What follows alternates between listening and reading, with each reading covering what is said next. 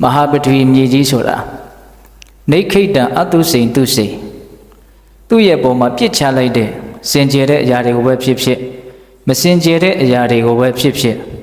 ဥပိက္ခတိဥဘောပိတိအဲ့ဒီနှစ်မျိုးစုံသောအရာတွေရဲ့ပုံမှာသူဟာလေ့လျူရှုထားတယ်တဲ့ကောပါနုနေယဝိဇိတာเนาะဒီစကားလုံးလေးတော့ဦးဇင်းကအရန်သဘောကျတယ်ကောပါနုနေယဝိဇိတာမုံညင်းချစ်ချင်းကင်းပြီးတော့တဲ့မုံတယ်ဆိုတာလည်းမရှိဘူးချစ်တယ်ဆိုတာလည်းမရှိဘူးချစ်ချင်းမုံချင်းကင်းပြီးတော့သူ့ပေါ်မှာစင်ကြယ်တာတွေကိုပဲပြစ်ချမစင်ကြယ်တာတွေကိုပဲပြစ်ချဥဘောပေတိအဲ့ဒီနှစ်မျိုးစုံသောတရားတွေမှာဥပိက္ခတိသူဟာလေ့လျူရှုထားတယ်တဲ့ခန္တီမာတော့ကပေးခဲ့တဲ့ဥပမာနဲ့ဥမာကတော့တူတူပဲဒါပေမဲ့အသုံးနှုန်းကမတူခန္တီမာကြတော့ဘယ်လိုပေးတာတော့ခန္တီကြတော့တပ္ပံတဟတိနိခိပံ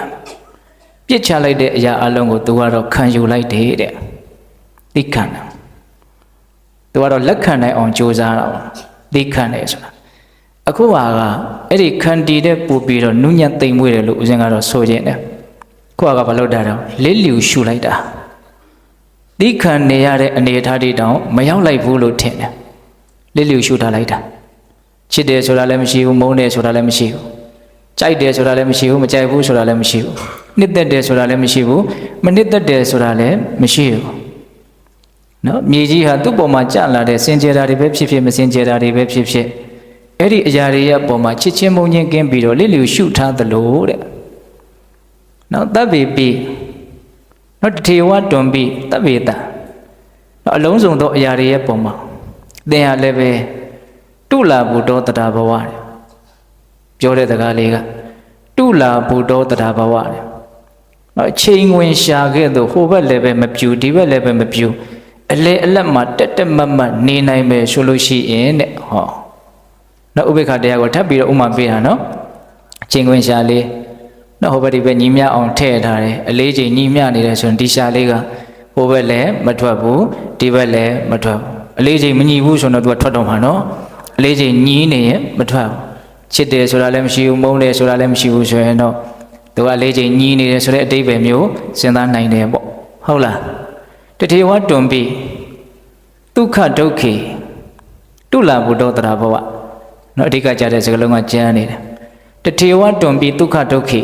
တထေဝထို့တူတာလည်းတွန်တင်သည်ဒုက္ခဒုက္ခေတွေ့ကြုံလာတဲ့ချမ်းသာခြင်းတရားဆင်းရဲခြင်းတရားတွေရဲ့ပုံမှာတုလာဘုဒ္ဓတရာဘဝချိန်ခွင်ရှာခဲ့သို့တက်မတ်ဟိုဘက်လည်းမသွားဒီဘက်လည်းမသွားနော်အလေအလတ်မှာနေနိုင်အောင်ကျင့်သုံးနိုင်မယ်ဆိုရဲ့ဥပိ္ပခပါရမိတံကန္တဝတံဘောဓိပါပုနိတတိသင်ဟာတပ္ပညုတဉာဏ်ကိုရလို့ဘုရားရှင်စေဧကံဖြစ်လိမ့်မယ်တဲ့အတပိတပေါင်းတော်တို့ဒါလေးတော့အရင်ကနည်းနည်းလေးရှင်းပြခြင်းသေးတယ်ဟုတ်လားစောစောကပေးတဲ့ဥမာကဘာမှနားမလည်စရာမရှိဘူးနော်မြေကြီးဟာသူ့ပေါ်မှာကျလာတဲ့စင်ကြယ်တာတွေကိုပဲဖြစ်ဖြစ်မစင်ကြယ်တာတွေကိုပဲဖြစ်ဖြစ်နော်အဲ့ဒီနှစ်မျိုးစုံတို့ရဲ့အပေါ်မှာချစ်ချင်းမုန်းချင်းကင်းပြီးတော့လေ့လျူရှုသလိုကိုဟာလည်းပဲဘဝမှာတွေ့ကြုံလာရတဲ့ချမ်းသာတဲ့တရားတွေကိုပဲဖြစ်ဖြစ်ဆင်းရဲတဲ့တရားတွေကိုပဲဖြစ်ဖြစ်ဟောကိုလေ့လျူရှုရမယ့်တရားကနှစ်မျိုးမြေကြီးကတော့စင်ကြယ်တာမစင်ကြယ်တာကိုလေ့လျူရှုတယ်ကိုကဘာကိုလေ့လျူရှုရမှာတော့ဆိုတော့ချမ်းသာခြင်းဆင်းရဲခြင်းကိုလေ့လျူရှုရမှာအတိအကျညွှန်ပြတယ်နော်တထေဝတွန်ပိဒုက္ခဒုက္ခေချမ်းသာခြင်းဆင်းရဲခြင်းတရားတွေကဘဝမှာအကြောင်းမျိုးမျိုးကြောင့်တွေ့နေကြရတယ်ကြုံနေကြရတယ်အဲ့ဒီတွေ့ကြုံနေရတဲ့ချမ်းသာခြင်းဆင်းရဲခြင်းတရားတွေရဲ့ပုံမှာဘယ်လိုသဘောထားမှာတုလာဘုဒ္ဓတရာဘဝတဲ့တုလာဘုဒ္ဓချိန်ခွင်ရှာခဲ့သို့တရာအခက်ခသိမ့်ဘဝဖြစ်ရမယ်အမြဲတမ်းချိန်ခွင်ရှာလေးလို့ဒါကိုကညီမျှအောင်ထားနိုင်မှာမညီမျှဘူးဆိုလို့ရှိရင်တော့သူကချိန်ခွင်ရှာကဟိုဘက်ထွက်ဒီဘက်ထွက်ကုန်တော့မှာဟုတ်လားအဲ့လိုမျိုးမထွက်စေပဲနဲ့ညီမျှမျှထားနိုင်မယ်ဆိုလို့ရှိရင်သင်ဟာတပ္ပညုတဉာဏ်ကိုရလို့ဘုရားရှင်စေဧကံဖြစ်လိမ့်မယ်တဲ့ဒါကြောင့်ဒီကနေ့ညဥပိ္ပခရဲ့အကြောင်းကိုတော့ဦးဇင်းတို့စ조사ပြီးတော့ရှင်းပြရမှာပဲဥပိ္ပခတွေနဲ့ပတ်သက်ပြီးတော့မင်းကွန်းစတော်ဘုရားကြီးကအဲ့ဒီအနုဒီပိနိထဲမှာအများကြီးအသေးစိတ်ရေးပြထားတာတချို့ဟာတွေကလည်းကိုယ့်ရဲ့စိတ်ထဲမှာနားလဲသလိုလိုနားမလဲသလိုလိုအဲ့လိုလဲရှိသေးတယ်ဟုတ်လားအဲ့တော့နားလဲသလိုလိုနားမလဲသလိုလိုဆိုတော့ကိုကပြောမယ်ဆိုရင်ပြောတဲ့လူကမှနားလဲသလိုလိုနားမလဲသလိုလိုဆိုတော့နားထောင်တဲ့လူကဘယ်လိုများနေမလို့ဟ ဟုတ်လားအဲ့တော့ကိုယ်စိတ်ထဲမှာရှင်းရှင်းလင်းလင်းနားလည်ထားတာကိုပဲဒါပြောတော့မယ်ကိုနားလည်မထားတာတော့ကိုလည်းမပြောတတ်ဘူးပေါ့ဟုတ်လားအေးအဲ့တော့ဦးဇင်းတို့ပိဿပေါင်းတော်တို့ဥပိ္ပခတရားနဲ့ပတ်သက်ပြီးတော့ဒီကနေ့ညဦးဇင်းတို့ဘာတွေပြောဖို့ရှိကူးထားလဲဆိုတော့ဥပိ္ပခအမျိုးအစား၃မျိုးလောက်ပြောကြည့်မယ်ပေါ့နော်ပြီးတော့အဲ့ဒီဥပိ္ပခတရားနော်ထားတော်မူကြတဲ့ပုဂ္ဂိုလ်တွေရဲ့အကြောင်းနော်ဥပိ္ပခတရားထားတဲ့နေရာမှာအထောက်အကူပြုမဲ့သုတ်တန်ဒေသနာများဒါတွေကိုဦးဇင်းတို့ပြောမယ်ပြီးတော့ပါရမီ7ပါးအပြား30ဆိုတာပြောမယ်ဒီကနေ့နောက်ဆုံးညဆိုတော့နော်ပါရမီတရားတွေနဲ့ပတ်သက်ပြီးတော့အယုတ်အလတ်အမြတ်ဆိုတာတွေလည်းပြောမယ်ဘဝရဲ့နေ့စဉ်နေနေတဲ့အချိန်တိုင်းမှာဒီပါရမီတရားတွေကိုထိုက်တဲ့လို့ပါဝင်အောင်ကျင့်သုံးသွားနိုင်ဖို့ဆိုတာကိုလည်းပဲဦးဇင်းတို့ပြောပါမယ်ဟုတ်လားအေးအဲ့တော့ဦးဇင်းတို့ဘယ်ကနေစပြောမလို့ဆိုတော့ဥပိ္ပခဆိုတာဘာလဲဆိုတာလေးကနေစပြီးတော့ပြောကြည့်ရအောင်နော်ဒီနေရာမှာဥပိ္ပခနဲ့ခန္တီရဲ့အထူးကိုစောစောကအရေးအမြတ်ပြောခဲ့ပြီနော်ခန္တီကတွေ့ကြုံလာတဲ့အနေအထားမျိုးစုံကောင်းတာနဲ့တွေ့လဲလောဘမဖြစ်အောင်မကောင်းတာနဲ့တွေ့လဲပဲဒေါသမဖြစ်အောင်သူကတီးခန္ဓာတနည်းအားဖြင့်လူငယ်တွေနားလည်အောင်ပြောရရင်ခန္ဓာရည်ရှိအောင်ကြိုးစားတာတီးခန္ဓာဟုတ်လားဥပိ္ပခကြတော့တီးခန္ဓာမဟုတ်ဘာလို့တာလစ်လျူရှုတာထဲကိုမတွက်တဲ့ဆိုတဲ့သဘောမျိုးခက်ကြမ်းကြမ်းပြောမစွန်ပြောလို့ရလိမ့်မလားမသိနော်ဥပိ္ပခတရားဟုတ်လားအဲ့တော့ဒီနေရာမှာဥပိ္ပခဆိုတာနဲ့ပတ်သက်ပြီးတော့ဦးဇင်းတို့ပထမအဦးဆုံးပဲဥပိ္ပခကိုပြောကျင်တော့ဆိုတော့ပြမဝိဟာရတရား၄ပါးထဲမှာပါတဲ့ဥပိ္ပခတရားပြမဝိဟာရဥပိ္ပခဆိုတာကိုစပြောကြည့်ခုဒီဥပိ္ပခပါရမီဆိုတာလည်းပဲအဲ့ဒီပြမဝိဟာရဥပိ္ပခထဲမှာအကျုံးဝင်တယ်လို့မင်းကွန်းစတော်ဘုရားကြီးကတော့အဲ့လိုဆုံးဖြတ်ပြတယ်ဟုတ်လားအဲ့တော့ဥပိ္ပခဆိုတာကိုဒကာဓမ္မတို့အင်းတို့တွေနော်အလေအလတ်လေးလူရှုခြင်းလို့အကျဉ်းများဖြင့်တော့နားလည်ထားကြပြီသားဒီဥပိ္ပခနဲ့ပတ်သက်ပြီးတော့တချို့ကဥပိ္ပခလို့ပြီးအောင်မပြောဘူးဥပိ္ပခလို့ပြောကြတာလည်းရှိတယ်နော်ကြားရတာကြီးကိုကစိတ်မချမ်းသာတရားကြီးနော်ဥပိ္ပခဆိုတာပြစ်ခါကဆိုတာအမြင်သူတို့ကသွားပြီးတော့စိတ်ရောက်သလားမသိဘူးအဲ့ဒါကြောင့်အဲ့လိုမြန်ပြောသလားလို့ဦးဇင်းကတော့စဉ်းစားကြည့်တယ်နော်ပြစ်ခါကသုံးတော့တဲ့နေရာမှာတချို့နော်တို့ဥပိ္ပခပြုတ်လိုက်ပြီးထက်မတွတ်တော့ဘူ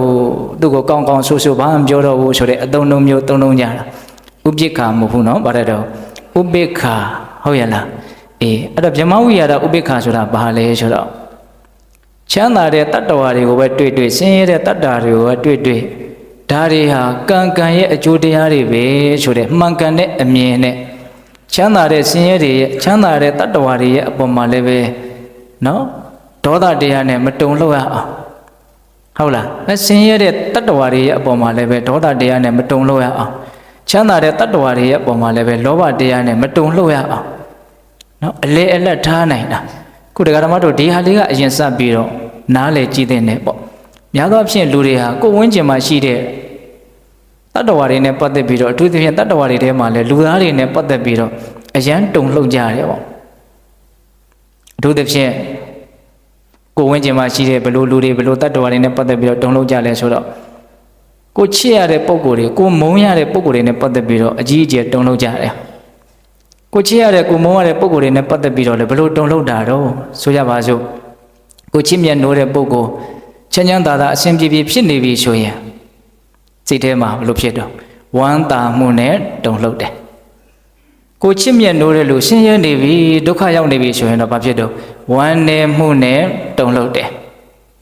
ချမ်းသာမှုဆင်းရဲမှုနဲ့တုံလှုပ်တယ်လို့လည်းပဲဆိုနိုင်တယ်ကိုချစ်တဲ့လူချမ်းသာရင်ကိုလည်းချမ်းသာတယ်ကိုချစ်တဲ့လူဆင်းရဲရင်ကိုလည်းဆင်းရဲတယ်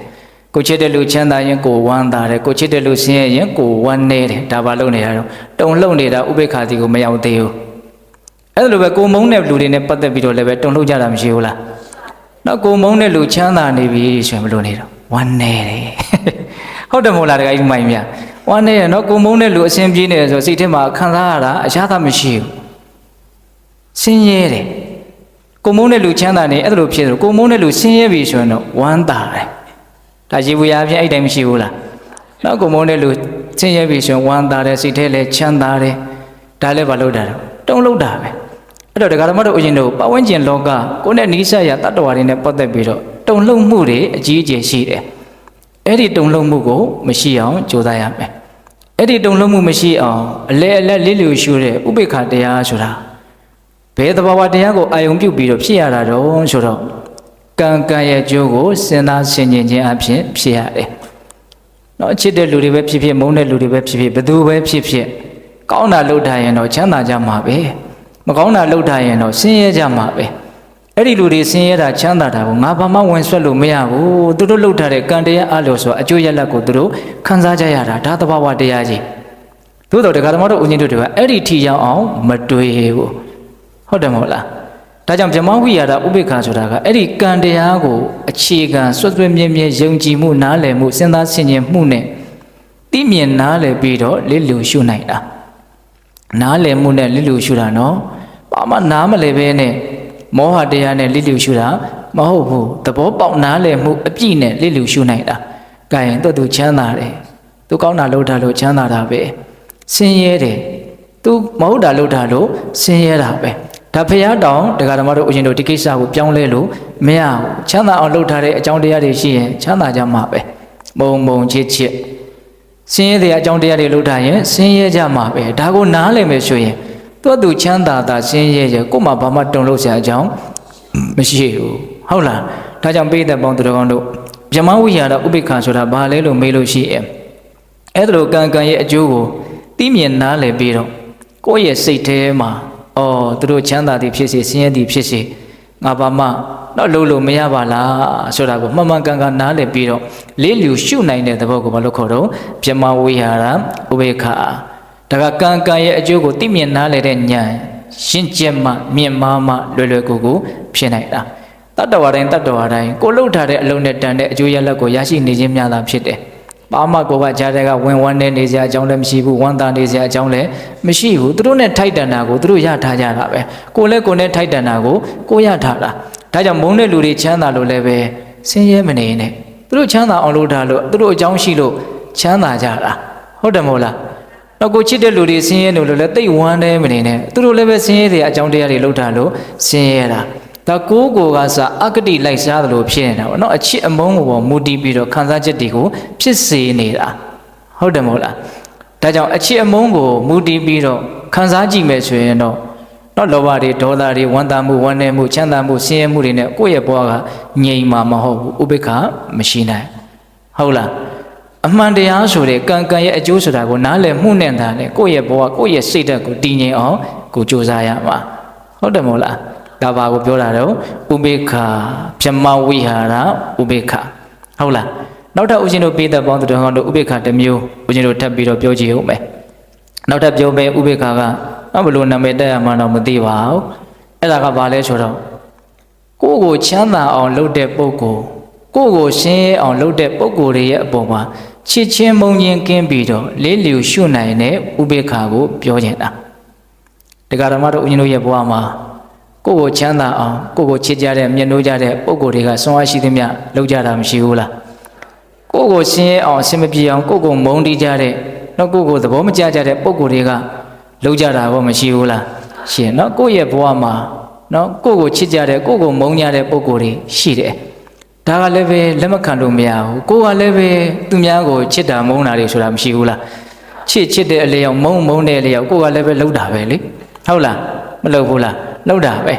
အဲ့တော့ကိုယ့်ရဲ့အပေါ်မှာအဲ့ဒါလို့ချစ်ချင်းမုန်းချင်းတရားတွေနဲ့ကိုယ့်ရဲ့အကျိုးရှိအောင်ကိုယ့်ရဲ့အကျိုးမဲ့တွေဖြစ်အောင်လုပ်နေကြတဲ့ပုံကိုယ်တွေရှိတယ်အဲ့ဒီပုံကိုယ်တွေရဲ့ပုံမှာကိုကချစ်ချင်းမုန်းချင်းတရားနဲ့ပြန်ပြီးတော့မတုံ့ပြန်မဲနဲ့အလေအလတ်လေးလူရှုနိုင်ဖို့လိုတယ်ချစ်ချင်းမုန်းချင်းကင်းဖို့လိုတယ်ပေါ့များသောဖြင့်တရားဓမ္မတို့ဦးဇင်းတို့ချစ်ကြတယ်ဆိုတာဘာလဲဆိုတော့ကိုယ့်ရဲ့ကောင်းကွက်ကိုလှုပ်ပေးလို့ကိုကောင်းအောင်လှုပ်ပေးလို့ဟုတ်တယ်မို့လားသူတို့ကကိုယ့်ရဲ့အပေါ်မှာချမ်းသာမှုကိုဖြစ်စေလို့ကိုကသူ့ကိုချစ်လိုက်တာမုန်းတယ်ဆိုတာဘာလို့မုန်းတာတော့ဆိုတော့ကိုဆိုးအောင်လုပ်လို့ကိုဆင်းရဲအောင်လုပ်လို့ကိုမကောင်းအောင်လုပ်လို့မုန်းတာတော့ဒီနေရာမှာဦးဇင်းတို့လူငယ်လေးတွေတချို့စဉ်းစားစရာဒါဦးဇင်းကအပြောအပြက်ပြောတာမဟုတ်ပါဘူးတချို့ချစ်တယ်ဆိုတာလှလို့ချစ်တာပေါ့လို့တချို့ပြောကြတာရှိတယ်အဲ့ဒါလည်းဒီထဲမှာအကျုံးဝင်မယ်လို့ဦးဇင်းထင်တယ်အဲ့ဒီလှတယ်ဆိုတာကိုချမ်းသာသွားစေတယ်အဲ့ဒါကြောင့်မို့လို့ချစ်လိုက်တာဆိုတာမပါဘူးလားစဉ်းစားကြည့်တော့ရုပ်ဆိုးလိုက်တာဆိုတာကြီးကိုနည်းနည်းတော့ဆင်းရဲသွားစေတယ်အဲ့ဒီမှာချစ်တယ်ဆိုတာသိပြီးတော့ဖြစ်မလားဒါအလွန်အကျဉ်းမြင့်ဆန်တဲ့အပေါ်ယံဆန်တဲ့ချစ်ချင်းမုန်းချင်းကိုပြောတာ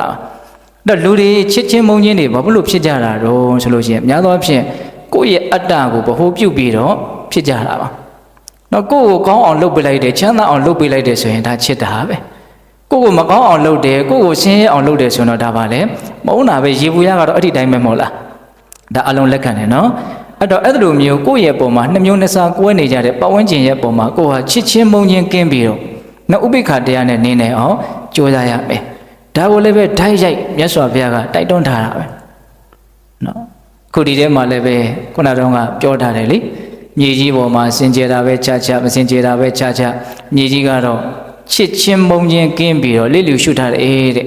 ဟုတ်လားအဲ့လိုပဲတတ္တဝါတွေကကိုယ့်ရဲ့ပုံမှာကောင်းကျိုးတွေကိုပဲဆောင်ရွက်နော်မကောင်းကျိုးတွေကိုပဲဆောင်ရွက်မျက်နှာမှုတွေကိုပဲပြုတ်မထေမဲ့မြင်မှုတွေကိုပဲပြုတ်ကိုဟာအဲ့ဒီနှစ်မျိုးနှစ်စားကွဲနေတဲ့တတ္တဝါတွေရဲ့ပုံမှာနှစ်မျိုးနှစ်စားမတုံ့ပြန်မဲနဲ့နှစ်မျိုးနှစ်စားဆိုတာပါချစ်ချင်းမုန်းချင်းကိုပြောတာနော်နှစ်မျိုးနှစ်စားမတုံ့ပြန်မဲနဲ့ကိုယ့်ပုံမှာကောင်းတဲ့လူရဲ့ပုံမှာလည်းဒါပဲမကောင်းတဲ့လူရဲ့ပုံမှာလည်းဒါပဲတူညီစွာတုံ့ပြန်နိုင်မယ်ဆိုရင်အဲ့ဒါချစ်ချင်းမုန်းချင်းကင်းတဲ့ဥပေက္ခတရားဖြစ်တယ်ဟုတ်တယ်မဟုတ်လားနောက်ထပ်ပြောမယ်ဥပေက္ခကအဲ့ဒါတည်းပို့ပြီးတော့လင်းနေမယ်လို့ဦးဇင်းဆိုကြတယ်အဲ့ဒါပြီးမှပြောမယ်ကိုပြောနေတာနှစ်မျိုးရှိပြီနော်စောစောကပြောတာကကိုပတ်ဝန်းကျင်မှာရှိတဲ့လူတွေနဲ့ပတ်သက်ပြီးတော့သူတို့ချမ်းသာကြလို့သူတို့ဆင်းရဲကြလို့ကိုမတုံလှုပ်ရအောင်သူတို့ရဲ့ကံတရားတွေကိုစဉ်းစားပြီးတော့နော်အလေလက်ဥပေက္ခဖြစ်အောင်ကြိုးစားတာဗြဟ္မဝိဟာရဥပေက္ခအခုပြောတာကကိုယ့်အပေါ်မှာကောင်းကြတဲ့ဆိုးကြတဲ့ပုံကိုယ်တွေရဲ့ပုံမှာကိုဟာချစ်ချင်းမုန်းချင်းနဲ့မတုံ့ပြန်မိအောင်နော်ရင့်ကျက်တဲ့အနေအထားနဲ့နော်ကိုယ်မျက်နှိုးတဲ့လူပဲဖြစ်ဖြစ်ကိုယ်မထင်မဲ့မြင်ပြတဲ့လူပဲဖြစ်ဖြစ်တူညီတဲ့သဘောထားကိုထားနိုင်အောင်ကြိုးစားတာလွယ်တော့မလွယ်ဘူးလို့ဆိုရမယ်နော်ဒါမလွယ်ပါဘူးဟုတ်လားမလွယ်လို့လည်းပဲအဖြစ်နေကြတာပေါ့ချစ်ချင်းမုန်းချင်းနေနဲ့ပဲတရားဓမ္မတို့ဦးဇင်းတို့တွေကနေကြတာဟုတ်တယ်မဟုတ်လားဒါကြောင့်ဒီချစ်ချင်းမုန်းချင်းရဲ့ဝဲထဲမှာပဲတရားဓမ္မတို့ဦးဇင်းတို့တွေကလဲနေကြတာပေါ့ချစ်ချင်းမုန်းချင်းရဲ့နယ်ကမလွတ်တဲ့အတွက်ကြောင့်ချစ်ချင်းမုန်းချင်းရဲ့နှိမ့်ဆက်တာကိုလည်းခံကြရတာပေါ့တကယ်စဉ်းစားကြည့်မယ်ဆိုရင်ချစ်ချင်းမုန်းချင်းဆိုတာကအပြစ်တွေအများကြီးရှိတာပဲကိုယ့်ဘောကောင်းလို့ချစ်လို့သာချစ်လိုက်တာကိုယ့်ဘောမကောင်းလို့မုန်းလို့သာမုန်းလိုက်တာအဲ့ဒီချစ်တယ်မုန်းတယ်ဆိုတဲ့ကိစ္စကိုယ့်ကိုမသက်သာစေဘူးကိုယ့်ကိုဆင်းရဲစေတယ်တကယ်ကဒါကြောင့်မြတ်စွာဘုရားဟောထားတဲ့ဒေသနာလေးတစ်ခုရှိတယ်မာပိယေဟိတမကိစီအပိယေဟိကုဒသနံနော်မာပိယေဟိတမကိစီတဲ့ချစ်တဲ့လူတွေနဲ့လည်းမပေါင်းနဲ့တဲ့အ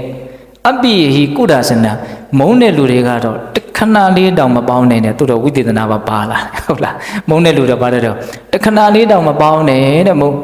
ုန်းတဲ့လူဩဘာဖြစ်လို့လဲတဲ့အောက်မှာအကြောင်းပြတယ်မာပိယေဟိတမကိစီအပိယေဟိကုဒသနံပိယာနအတ္တတနံဒုက္ခအပိယာနဲ့သတ္တနံနဲ့ပိယာနအတ္တတနံဒုက္ခပိယာနချစ်ခင်နှစ်သက်တဲ့ပုဂ္ဂိုလ်တွေကိုအတ္တတနံမမြင်ရခြင်းဒီဒုက္ခဆင်းရဲတယ်တဲ့ချစ်တဲ့လူနဲ့မပေါင်းနဲ့ဆိုတာအဲ့ဒါကြောင့်ပြောတာတဲ့တချိန်ကျရင်သူ့ကိုအကြောင်းမျိုးကြောင့်မတွေ့ရဘူးမမြင်ရအောင်ဆိုကိုအကြီးကျယ်ခံစားရလိမ့်မယ်ဆင်းရဲရလိမ့်မယ်တဲ့ဒါကြောင့်ချစ်တဲ့လူနဲ့မပေါင်းနဲ့မချစ်တဲ့လူနဲ့မပေါင်းနဲ့ဘာလို့ပြောရတာတုံးဆိုတော့ပိယာနဲ့အပိယာနဲ့သတ္တနံမုန်းတဲ့ပုဂ္ဂိုလ်ကိုမြင်ရတာလည်းပဲမြင်ရတာဟာလည်းပဲဆင်းရဲတယ်တဲ့နော်ချစ်တဲ့လူကိုမမြင်ရတာဆင်းရဲတယ်လို့မုန်းတဲ့လူကိုမြင်ရတာလည်းဆင်းရဲတယ်ဒါကြောင့်မြတ်စွာဘုရားချစ်ချင်းကိုလည်းချစ်တဲ့လူနဲ့လည်းမပေါင်းနဲ့မုန်းတဲ့လူနဲ့မပေါင်းနဲ့လို့အဲ့လိုပြောတာဟုတ်လားတတ္တမပိယနကိရာထပိယပါယောဟိပပကောကန္ထာတေတနဝိဇန္တိယေတနတ္ထိပိယပိယံဆက်ပြီးတော့ဟောတဲ့ဂါထာလေး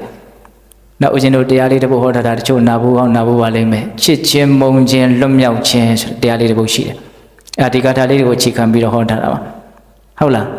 းအဲ့ဒီမှာဗာပြောတာတော့ဆိုတော့နော်ချစ်ချင်းကိုမပြုတ်ရဘူးဘာဖြစ်လို့တုံးဆိုလို့ရှိရင်တဲ့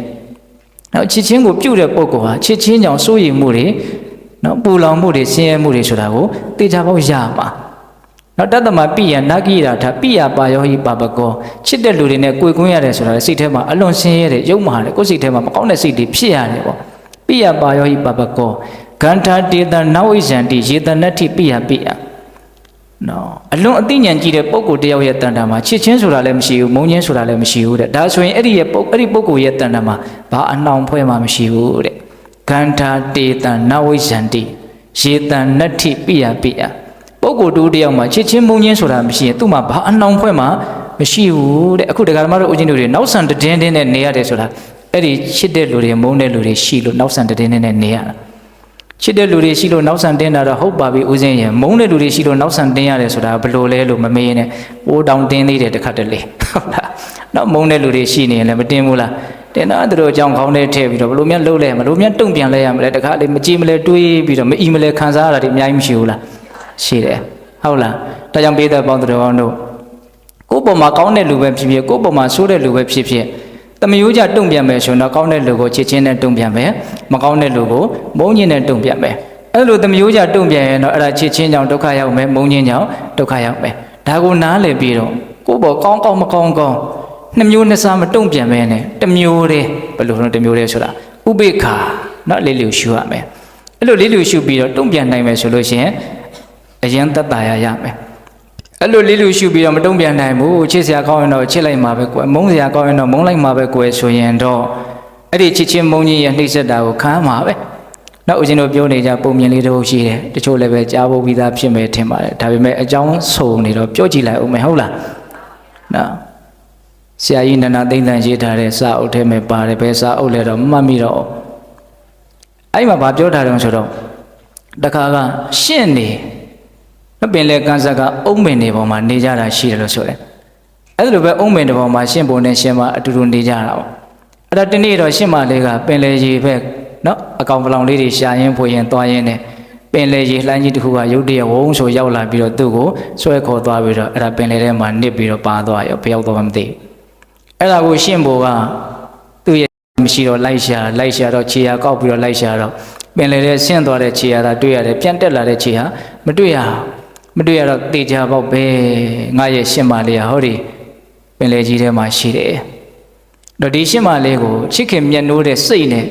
သူအကြီးကျယ်အနေရခက်တယ်ပေါ့အဲ့ဒါနဲ့သူ့ရဲ့ရှင့်မလေးကိုပြန်ပြီးတော့တွေ့ရအောင်မြင်ရအောင်ရအောင်ဆိုတော့ဘာလုပ်လဲဆိုတော့အဲ့ဒီပင်လေကြီးတွေထဲမှာရှင့်မလေးကရှိနေတာဆိုတော့ဒီပင်လေကြီးတွေသာမရှိခဲ့ဘူးဆိုရင်တော့ငါရှင့်မလေးကိုတေချာပေါက်ပြန်တွေ့ရမှာပဲပေါ့ဒါကြောင့်ရှင့်မလေးကိုတွေ့ရဖို့အတွက်ဟောဒီပင်လေကြီးတွေအကုန်လုံးကိုငါခန်းတော့အောင်လုပ်ရလိမ့်မယ်အဲ့လိုစဉ်းစားလေးတဲ့အဲ့ဒါနဲ့ဘာလုပ်လဲဆိုတော့ရှင်ကလေးကပင်လေတွေကိုခဏလေးဆင်းပြီးတော့အမိလေးနဲ့စိန်နေတဲ့စိန်ပြီးရင်ကမ်းပေါ်ပြန်တက်ပြီးတော့အဲ့ဒီအမိကိုဆက်ဆိုခါလိုက်တယ်ရေးလေးတယ်ဟုတ်လားပြီးရင်ပင်လေတဲ့ဆင်းအမိလေးကိုထိုးစိန်ပြီးရင်အပေါ်ပြန်တက်ဆက်ဆိုခါတယ်တဲ့နော်အဲ့လိုတက်ချီဆင်းခြင်းနဲ့ကြိမ်မုံများစွာလုံနေတော့ကြာတော့အဲ့ဒီကမ်းမှာစောင့်နေတဲ့ကမ်းဆောင်နှက်ကမနေနိုင်ဘူးအဲ့ဒါနဲ့ကိုထင်းပြပြီးတော့မေးတယ်တဲ့ဟာရှင်လေးမင်းဘာလုပ်တာတော့အဲ့လိုမေးတဲ့အခါကျတော့ရှင်လေးကကျုပ်ရှင်မလေးဟောဒီပင်လေထဲမှာရှိတယ်ဒါကြောင့်ကျုပ်ရှင်မလေးကိုကျုပ်ပြန်တွေ့ရဖို့အတွက်ဒီပင်လေတွေကိုကျုပ်ဖယ်ထုတ်ပြင်နေတာလို့ပြောတယ်တဲ့တော်တော်လက်သနာသွားတယ်ပေါ့နော်မင်းအသက်ပေါင်းများစွာသာတေလို့သာသွားလိုက်မယ်ဒီပင်လေကတော့ခန့်သွားစရာအကြောင်းမရှိဘူးအဲ့ဒါနဲ့ကန်းဆောင်တက်ကအော်အလွန်လက်သနာတာနဲ့ဘလို့လုပ်ရမလို့စဉ်းစားတော့အော်ရှင်ကလေးမင်းကသာမင်းရဲ့ရှင်မလေးကိုနောက်အောင်မေ့မှုတွေတန်တမှုတွေနဲ့အကြီးကျယ်ဒုက္ခရောက်နေတာတကယ်ဆိုရင်မင်းရဲ့ရှင်မလေးကဟောဒီနော်သမုဒ္ဒရာဆောင်နတ်မင်းကြီးရဲ့နတ်မိဖုရားလေးဖြစ်ပြီးတော့မင်းကိုမေ့ပြီးတော့ပြောနေပြီလို့ပြောတယ်တဲ့အဲ့လိုပြောတဲ့အခါကျတော့ရှင့်ဘိုလ်လေးကမယုံပါဘူးတဲ့ဒါဖြစ်နိုင်တဲ့ကိစ္စမို့ရှင့်မလေးကသူ့ကိုလွန်မြတ်နိုးတယ်ပေါ့အဲ့လိုပြောတဲ့အခါကျတော့ကန်းဆောင်တော့ကကိုင်းမင်းမယုံလို့ရှိရင်မင်းကငါနော်အဲ့ဒီဟာကိုမြင်နိုင်အောင်ပြမယ်ဆိုပြီးတော့နော်ရှင့်မလေးကဖြစ်သွားတဲ့နတ်မိဖုရားရဲ့သမုဒ္ဒရာဆောင်နတ်မင်းကြီးရဲ့ကန်းဆောင်ကတကိုးနဲ့ရှင်ကလေးကိုပြတယ်တဲ့အဲ့ဒါပြတာကိုလည်းမြင်လိုက်ရရောရှင့်ဘိုလ်လေးကစောတော်ကချစ်မြတ်နိုးနေတယ်ဆိုတဲ့နေရာမှာမုံတီးယွန်ရှာမှုတွေအကြီးအကျယ်ဝင်ရောက်လာတယ်။တောက်လျှောက်ပဲပြောင်းလဲသွားတယ်နော်။တကယ်ချစ်ချင်းနဲ့မုံချင်းနဲ့ကတိတ်မဝေးဘူးလို့ဦးဇင်းထင်တာ။နော်ဟိုဘက်လှည့်လိုက်တာနဲ့မုံချင်းဖြစ်သွားတာပဲ။ဟုတ်တယ်မဟုတ်လား။စဉ်းစားကြည့်အသိအဝေးကြီးလို့မထင်နဲ့နော်။အခုစိတ်တိုင်းကြနေတဲ့အချိန်မှာချစ်တာပဲမကြတော့ဘူးဟေ့ဆိုတာနဲ့ပုံသွားတာ။ဒါကြောင့်ချစ်ချင်းမှလည်းပဲဘာမှအနှစ်သာရမရှိတယ်လို့ဘာမှအခိုင်အမာကောင်းလိုက်တာလို့ထင်စရာမရှိတယ်လို့မုံချင်းကိုလည်းသိပြီးတော့နော်မလိုချင်ဘူးဆိုတာမျိုးမဖြစ်သင့်ဘူးတကယ်တမ်းကကိုယ့်အပေါ်မှာသူတို့ချစ်ကြတယ်မုံကြတယ်ဆိုတော့သူတို့ရဲ့စိတ်ခံစားချက်ပဲလေသူတို့စိတ်တိုင်းကြရင်ချစ်တာပဲသူတို့စိတ်တိုင်းမကြရင်မုံတာကိုင်ကိုယ်ကသူများကိုချစ်တယ်မုံတယ်ဆိုတာဘာတော့ကိုယ်စိတ်တိုင်းကြရင်ချစ်တာပဲကိုယ်စိတ်တိုင်းမကြရင်မုံတာပဲပြောချင်တာကတကယ်ချစ်စရာကောင်းလို့ချစ်တယ်ဆိုတာထက်ချစ်ချင်လို့ချစ်တာတကယ်မုန်းစရာကောင်းလို့မုန်းတယ်ဆိုတာတဲ့မုန်းရင်လို့မုန်းတာဆိုတော့စိတ်တိုင်းမကြလို့ပေါ့စိတ်တိုင်းကြစရာအလွန်ကောင်းမှလဲခင်တယ်စိတ်တိုင်းမကြရင်လည်းမုန်းကြတာပဲစိတ်တိုင်းမကြစရာအလွန်ကောင်းမှလဲခင်တယ်စိတ်တိုင်းကြနေရင်လည်းချစ်နေကြတာဂိုင်ဘယ်နဲ့လို့ဒီလောက်ကပောက်ချဆန်းတဲ့ချစ်ချင်းမုန်းချင်းကိုဘယ်နဲ့ကြောင့်လူတွေကအကြီးအကျယ်နော်အခိုင်အမာလှုပ်ပြီးတော့နော်နေကြတယ်လေဆိုတာစဉ်းစားတယ်မကောင်းဘူးလားနော်ချစ်စရာကောင်းလို့ချစ်နေတာလည်းရှိပါလေမုန်းစရာကောင်းလို့မုန်းနေတာလည်းရှိတယ်တချို့ချစ်စရာကောင်းတဲ့မုန်းနေတာရှိတယ်မုန်းစရာကောင်းရဲ့နဲ့ချစ်နေတာလည်းရှိတယ် ဘယ်သူပေါ်မှာမူတည်တော့ဆိုတော့ဒီကတော့ကိုယ့်ပေါ်မှာမူတည်နေတာဟုတ်လားခုဒီရှင်လေးပါဖြစ်နေပြီတော့မုံသွားတော့စောစောတုန်းကတော့ပင်လေကြီးတွေကိုဘာလို့တော့ခတ်ပြစ်မလို့အောင်ကောသူ့ရဲ့ချစ်ချင်းကအကြီးအကျယ်ဖြစ်နေတာအခုတော့ဘလို့ဖြစ်တော့တော်တော်ကိုမုံသွားတယ်မုံသွားတော့လည်းဘာလုပ်မယ်ထင်တာတော့ချစ်ချင်းကြောင့်ဖြစ်တဲ့ဆင်းရဲမှုကသာမတတ်မတာဖြစ်တာမဟုတ်ဘူးမုံချင်းကြောင့်ဖြစ်တဲ့ဆင်းရဲမှုကလည်းမတတ်မတာပဲဆက်ပြီးတော့နားထောင်ကြည့်အဲ့ဒါလိုလဲမြင်လဲရတော့အကြီးအကျယ်သူပေါက်ကွဲတယ်ကြည်စမ်းတစ္ဆာမဲ့တယ်ပေါ့လေဟုတ်လားအဲ့ဒါနဲ့ဘာလုပ်တုံးဆိုပြီးတော့ဟိုတဲတောင်ပြင်လေးတွေပေါ်သွားပြီးတော့သူ့ရဲ့လက်ကလေးသေးသေးလေးနှစ်ဖက်နဲ့တဲကိုကုတ်လာပြီးတော့ပင်လယ်ထဲပြစ်ချဟုတ်လားပြန်တက်လာပြီးတော့တဲကိုလက်နဲ့ကုတ်ပင်လယ်ထဲပြစ်ချခေါက်တော့ခေါက်ပြန်ချနေတယ်အဲ့ဒါနဲ့ပင်လယ်ကန်းဆောင်တက်ကရှင်လေးမင်းဘလို့ဖြစ်ရပြန်တာတော့ဘလို့ဖြစ်ရပြန်တာတော့မေးတဲ့အခါကျတော့ရှင်လေးကသူတို့ကိုမမြင်ချင်ဘူးတဲ့ဟုတ်လားဒါကြောင့်သူတို့ကိုမမြင်ရအောင်သူတို့အမိပြုတ်နေတဲ့ဒီပင်လယ်ရေတွေကိုခန့်တော့အောင်သူဖုတ်ပလိုက်မယ်တဲ့ပင်လယ်ရေကိုဘာနဲ့ဖုတ်မှာတဲ့ရင်နဲ့ဖုတ်မယ်ပုံမြင်ဆိုတာကတော့ပုံမြင်ပေါ့နော်တကယ်တော့မဖြစ်နိုင်ဘူးပေါ့သို့တော်လည်းပဲဒီတဲကစဉ်းစားစရာတွေတွေးစရာတွေအများကြီးရှိနေတာတော့အမှန်ပဲဘာစဉ်းစားကြည့်တဲ့နှုံဘာအမြင်ကိုရတဲ့နှုံဆိုချစ်ချင်းကြောင့်ဖြစ်ရတဲ့ဆင်းရဲကလည်းကြီးမားတယ်မုန်းချင်းကြောင့်ဖြစ်ရတဲ့ဆင်းရဲကလည်းကြီးမားတယ်ဆိုတာဒါကိုအဓိကနားလည်မှုရှိဖို့ဒါပဲနော်ချစ်ချင်းကြောင့်လည်းမတတ်တာမုန်းချင်းကြောင့်လည်းမတတ်တာအချစ်နဲ့အမုန်းတွေတတ္တဝါကိုတစ်မျိုးစီနှိပ်စက်နိုင်တယ်ဆိုတာကိုသဘောပေါက်ကြပါဟုတ်လားချစ်ရင်လည်းချစ်လို့မို့ဒုက္ခရောက်ရတယ်မုန်းရင်လည်းမုန်းလို့မို့ဒုက္ခရောက်ရတယ်ဒါကြောင့်ပေးသက်ပေါင်းတော်ပေါင်းတို့ကိုယ့်ဘောကောင်းတာတွေပဲလုပ်လို့မကောင်းတာတွေပဲလုပ်လို့တူညီစွာထားတဲ့စိတ်ကိုမွေးနိုင်မယ်ဆိုရင်ကိုဟာအရန်အကြီးအသွေးမြင်မာတဲ့လူတစ်ယောက်အနေအထားကိုမရောက်နိုင်ဘူးလားရောက်နိုင်တယ်ဒီနေရာမှာဦးဇင်းတို့အလွန်အားကြစရာကောင်းတဲ့နောက်ဇတ်တော်တစ်ပုဒ်ရှိတယ်ဒါကတရားဓမ္မတို့ဦးဇင်းတို့ဒီလိုမျိုးဖြစ်အောင်လိုက်ပြီးတော့ကျင့်ရမယ်လို့ဆိုလိုတာတော့မဟုတ်ပါဘူးဟုတ်လားသို့တော်လည်းပဲဘုရားလောင်းတော်ကောင်းကြီးရဲ့တစ်ချိန်လုံးကကျင့်ကြံကြိုးကိုအထုတ်ခဲ့တဲ့အနေအထားတစ်ခုကိုစဉ်းစားပြီးတော့ဒီလိုမျိုးတောင်လှုပ်သွားကြတာဆိုတဲ့အတွေးလေးနဲ့ကိုလည်းပဲကိုယ့်ပေါ်ကောင်းတဲ့လူပဲဖြစ်ဖြစ်မကောင်းတဲ့လူကိုပဲဖြစ်ဖြစ်တူညီတဲ့စိတ်တွေထားနိုင်အောင်ကြိုးစားခြင်းစိတ်ပေါက်လာမယ်ဆိုရင်ဒါအခုဆက်ပြောမယ့်အကြောင်းအရာလေးကိုနားထောင်အောင်ကြိုးနှက်တယ်ပေါ့နော်ဦးဇင်းတို့ရှိရိယပိဋကထာဂရမှာဘုရားလောင်းတော်ကောင်းကြီးတစ်ချိန်လုံးကအံ့ဩစရာကောင်းလောက်အောင်ကျင့်သုံးခဲ့တဲ့ဖြစ်စဉ်တစ်ခုရှိတယ်နော်အဲ့ဒီဘဝမှာဦးဇင်းတို့ဘုရားလောင်းကအလွန်တရာချမ်းသာကြွယ်ဝတဲ့နော်တတိမျိုးမှာလူသွားဖြစ်တယ်မိဘတွေကွယ်လွန်လေးစားရောက်သွားပြီဆိုတော့ဒီအိမ်ကြီးမှာအုပ်ချုပ်ပြီးတော့သူနေလာတယ်ပေါ့အလွန်မှလည်းပဲဉာဏ်ပညာထက်သန်တဲ့ပုဂ္ဂိုလ်ဖြစ်တဲ့အတွက်ကြောင့်ဒီဘဝဒီခန္ဓာဒီလောကရဲ့အကြောင်းကိုသူမှန်မှန်ကန်ကန်သိတယ်နားလေတယ်အထူးသဖြင့်တော့မတည်မြဲမှုနဲ့နှိမ့်ဆက်နေတဲ့လောကရဲ့ตายာပွဲရာမရှိဘုံကိုသူကောင်းကောင်းနားလေတယ်ပေါ့အဲ့ဒါနဲ့သူ့ရဲ့စိတ်ထဲမှာအမြဲတမ်းဓာတွေကိုစွန့်ပြီးတော့ယတိယဟန်ပြုပြီးတော့မြတ်တဲ့အကျင့်ကိုကျင့်သုံးဖို့ပဲစိတ်ဝင်စားရတယ်အဲ့ဒါနဲ့သူအမြဲတမ်းစဉ်းစားတယ်ငါတော့ဓာတွေကိုစွန့်ခွာပြီးတော့သွားတော့မယ်ဒီတိုင်းသူစဉ်းစားတယ်နောက်တော့သူဘလို့စိတ်ကူးပေါက်လာတော့ဆိုတော့ငါကဓာတွေဒီလောက်ကြီးကျယ်တဲ့စီးစိမ်တွေကိုစွန့်ပြီးတော့ဒီလောက်ကောင်းတဲ့အလုပ်ကိုထွက်ပြီးတော့လုပ်မယ်ဆိုရင်လူတွေကငါ့ကိုအယံအထင်ကြီးပြီးတော့အယံတန်ဖိုးထားပြီးတော့အယံကောင်းတယ်လို့ထင်ကြလိမ့်မယ်ပူဇော်ကြလိမ့်မယ်ပတ်သားကြလိမ့်မယ်ငါနာမည်တွေလည်းအယံကြီးသွားလိမ့်မယ်အဲ့ဒါဆိုလို့ရှိရင်အဲ့ဒီအနေထားကြီးကိုငါမကြိုက်ဘူးတဲ့ဟုတ်လားအဲ့ဒါနဲ့ဘာလုပ်တုံးဆိုတော့အဲ့ဒီပစ္စည်းဥစ္စာတွေကိုဒီတိုင်းပြစ်ထားခဲ့တာပြစ်ထားခဲ့ပြီးတော့ယတိလည်းမဝဲဘူးယတိဝဲရင်ဒါတွေပြစ်ပြီးတော့မြတ်သောအကျင့်ကိုကျင့်နေတဲ့လူဆိုတော့သူများအထင်ကြီးလေးစားမှဆိုးလို့တဲ့ဟုတ်လားဘာလုပ်လဲဆိုတော့ဒီတိုင်းအဝတ်တထဲကိုတစ်ခုနဲ့ထွက်သွားတယ်မထွက်ခင်လေးမှာသူ့ရဲ့ရည်ရွယ်ချက်ကဘာလဲဆိုတော့ငါဟာဟောဒီဘဝဟောဒီလောကမှာတွေ့ကြုံရတဲ့အကောင်းအဆိုးအမျိုးမျိုးသောလောကရန်တရားတွေကိုဘယ်အတိုင်းတာထိများငါခံနိုင်ရရှိမလဲဒါကိုငါစမ်းကြည့်ခြင်းတယ်ကောင်းတဲ့လောကရန်နေနဲ့ပဲတွေ့မကောင်းတဲ့လောကရန်နေနဲ့တွေ့အဲ့ဒီတွေ့ကြုံနေရတဲ့အခြေအနေရိုးတွေကိုတတ်နိုင်တဲ့မြငါညီမြအောင်ထားကြည့်မယ်အဲ့ဒီအကျင့်ကိုငါကျင့်ကြည့်ခြင်းတယ်ဒါသူ့ရဲ့စိတ်ကူပါအဲ့ဒါနဲ့ယသိမွေဘူးနော်ဒီတိုင်းနော်ဝိလက်စားအဝတ်အစားနဲ့ပဲဒီတိုင်းထွက်သွားတနေရာမှာတညပဲနေတယ်တညပဲအိတ်တယ်တွေ့တဲ့နေရာမှာတောင်းစားဟုတ်လား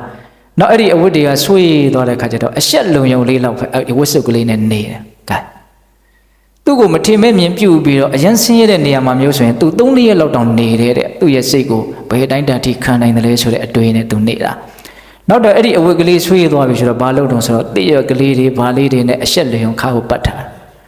းတချို့ကလည်းသူ့ကိုအယူကြီးလို့ပြောကြတာအဲ့ဒီလိုပြောတာကိုလည်းသူကဒါလောကရန်တရားတစ်ခုအနေနဲ့နားလည်ထားအဲ့ဒါကိုသူဘယ်လောက်ခံနိုင်ရှိမလဲဆိုတာကိုသူအမြဲတမ်းရှိတယ်နော်ဉာဏ်ပညာမဲ့လုံနေတာမဟုတ်ဟုတ်လားအဲ့ဒါနဲ့ဦးဇင်းတို့သူဘယ်လိုအနေအထားမျိုးကိုသူကမျှော်မှန်းတော့ဆိုတော့သူ့ကိုအရန်အထင်သေးပြီးတော့နော်အကြီးအကျယ်မထေမဲ့မြင်ပြုတ်မဲ့နေရာကိုတောင်သူလိုက်ရှာတယ်တဲ့ဘယ်လောက်ထိသူခံနိုင်မလဲဆိုတာအဲ့ဒါနဲ့ရွာတရားရောက်သွားတဲ့အခါကျတော့အဲ့ဒီရွာကလေးတွေကတော်တော်ဆိုးတယ်လို့ပြောရတယ်အဲ့တော့ဘုရားလောင်းကသူကခက်ရိုးရိုးခက်အာကြီးဘာမှမတုံ့ပြန်တတ်တဲ့ပုံစံကြီးကိုစိုက်ကဖမ်းထားတာလူမြင်တိုင်းကစကျင်စရာနောက်ချင်စရာကြီးလည်းဖြစ်နေအဲ့ဒီအနေအထားမျိုးကိုတမင်ဖမ်းထားတာသူကအံ့ဩစရာပါပဲဟုတ်လား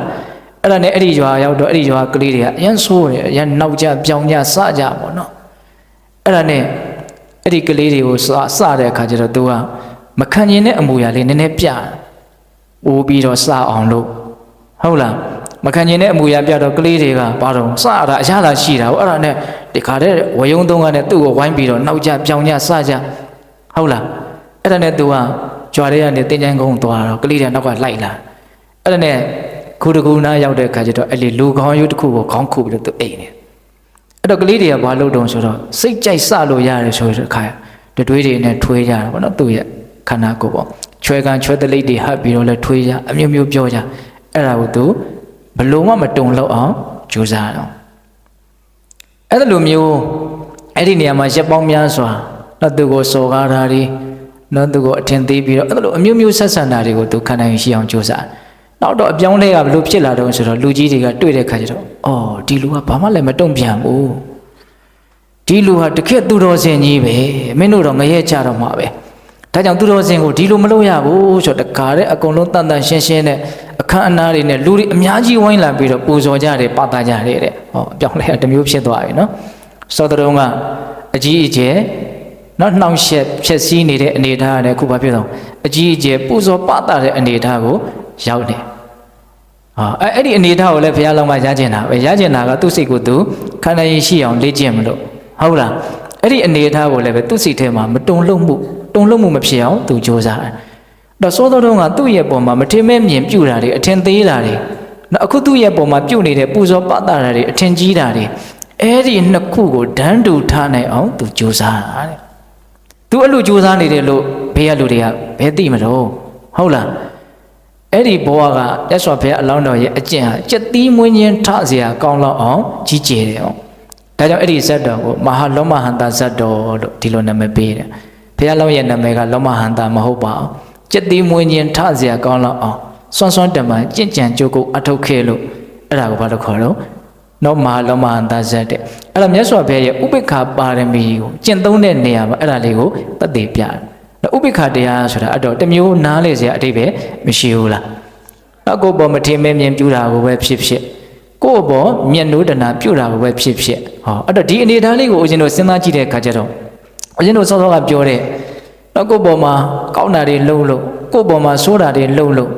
အဲ့ဒီနှစ်မျိုးကွဲနေတဲ့လူတွေရဲ့ပုံမှာကိုယ်ဟာချစ်ချင်းမုန်းချင်းနဲ့မတုံ့ပြန်ပဲနဲ့အလဲအလက်ထားနိုင်မယ်ဆိုရင်ဒါဟာဥပိ္ပခာပါရမီလို့မဆိုနိုင်ဘူးလား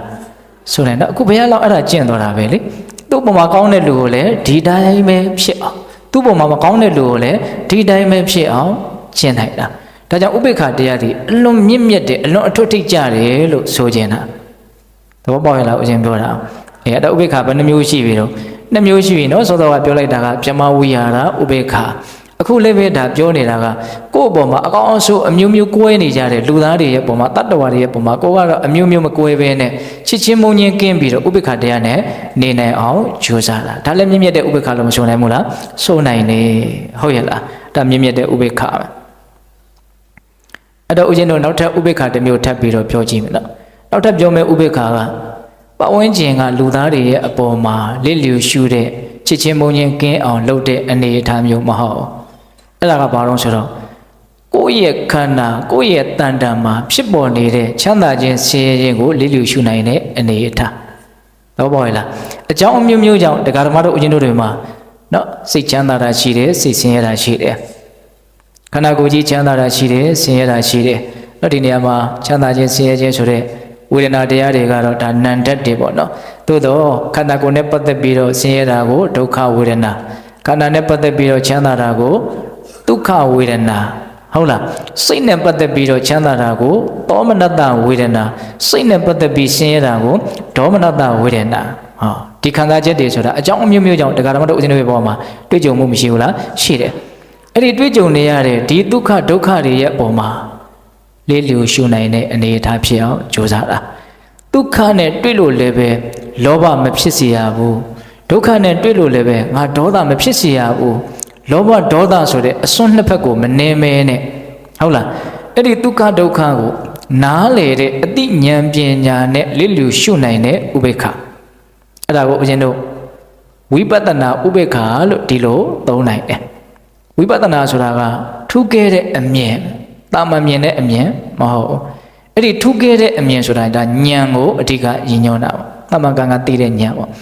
့အဲ့ဒီဝိပဿနာဉာဏ်ဒီဟူသောထူးကဲတဲ့ဉာဏ်နဲ့ရှင်တဲ့ဥပေက္ခဟုတ်ရဲ့လားအဲ့ဒါပါလေကိုယ်မှာအကြောင်းမျိုးမျိုးကြောင့်ဖြစ်ပေါ်နေတဲ့ဆင်းရဲခြင်းဒုက္ခချမ်းသာခြင်းဒုက္ခဒီတရားတွေရဲ့ပုံမှာလေးလျူရှုနိုင်အောင်ကြိုးစားတာဟုတ်ရဲ့လားအဲ့တော့အဲ့ဒီဥပေက္ခနဲ့ပတ်သက်ပြီးတော့ဦးဇင်းတို့ကပိဋကပေါင်းသူတော်ကောင်းတို့ကိုအယံစဉ်းစားစရာကောင်းတဲ့သုတ်တန်တစ်ပုဒ်ပြောခြင်းတယ်ပေါ့နော်အဲ့ဒီသုတ်တန်ကဘာလဲဆိုတော့ဦးဇင်းတို့ဥပရိပန္နတပါဠိတော်မှာပါတယ်ဣန္ဒြိယဘာဝနာသုတ်တန်တဲ့အဲ့ဒါကို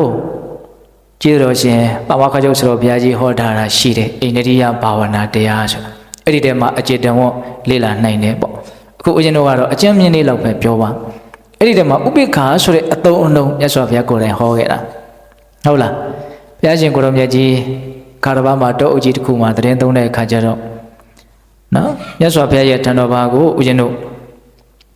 ပါရတိဝိယလို့အမည်ရတဲ့နော်ပုံနာဆရာကြီးတယောက်ရှိတယ်အဲ့ဒီပုံနာဆရာကြီးရဲ့တပည့်ဖြစ်တဲ့ဥတ္တရလူလင်ဆိုတာအဲ့ဒါမြတ်စွာဘုရားဒီကိုရောက်လာတယ်တဲ့မြတ်စွာဘုရားတန်ဃာတွေခြံရံပြီးတော့တရင်သုံးနေတော့မှအဲ့ဒီပုံနာဆရာကြီးရဲ့တပည့်ဥတ္တရလူလင်ရောက်လာတဲ့အခါကျတော့မြတ်စွာဘုရားကမေးတာပေါ့သူ့ကိုဗာမေးတော့ဆိုတော့ဥတ္တရာတဲ့သင်တို့ရဲ့ဆရာပုံနာကအိန္ဒြေတွေကိုပွားများဖို့အတွက်ဟောသလားအဲ့ဒီအဆုံးအမကိုပေးသလားလို့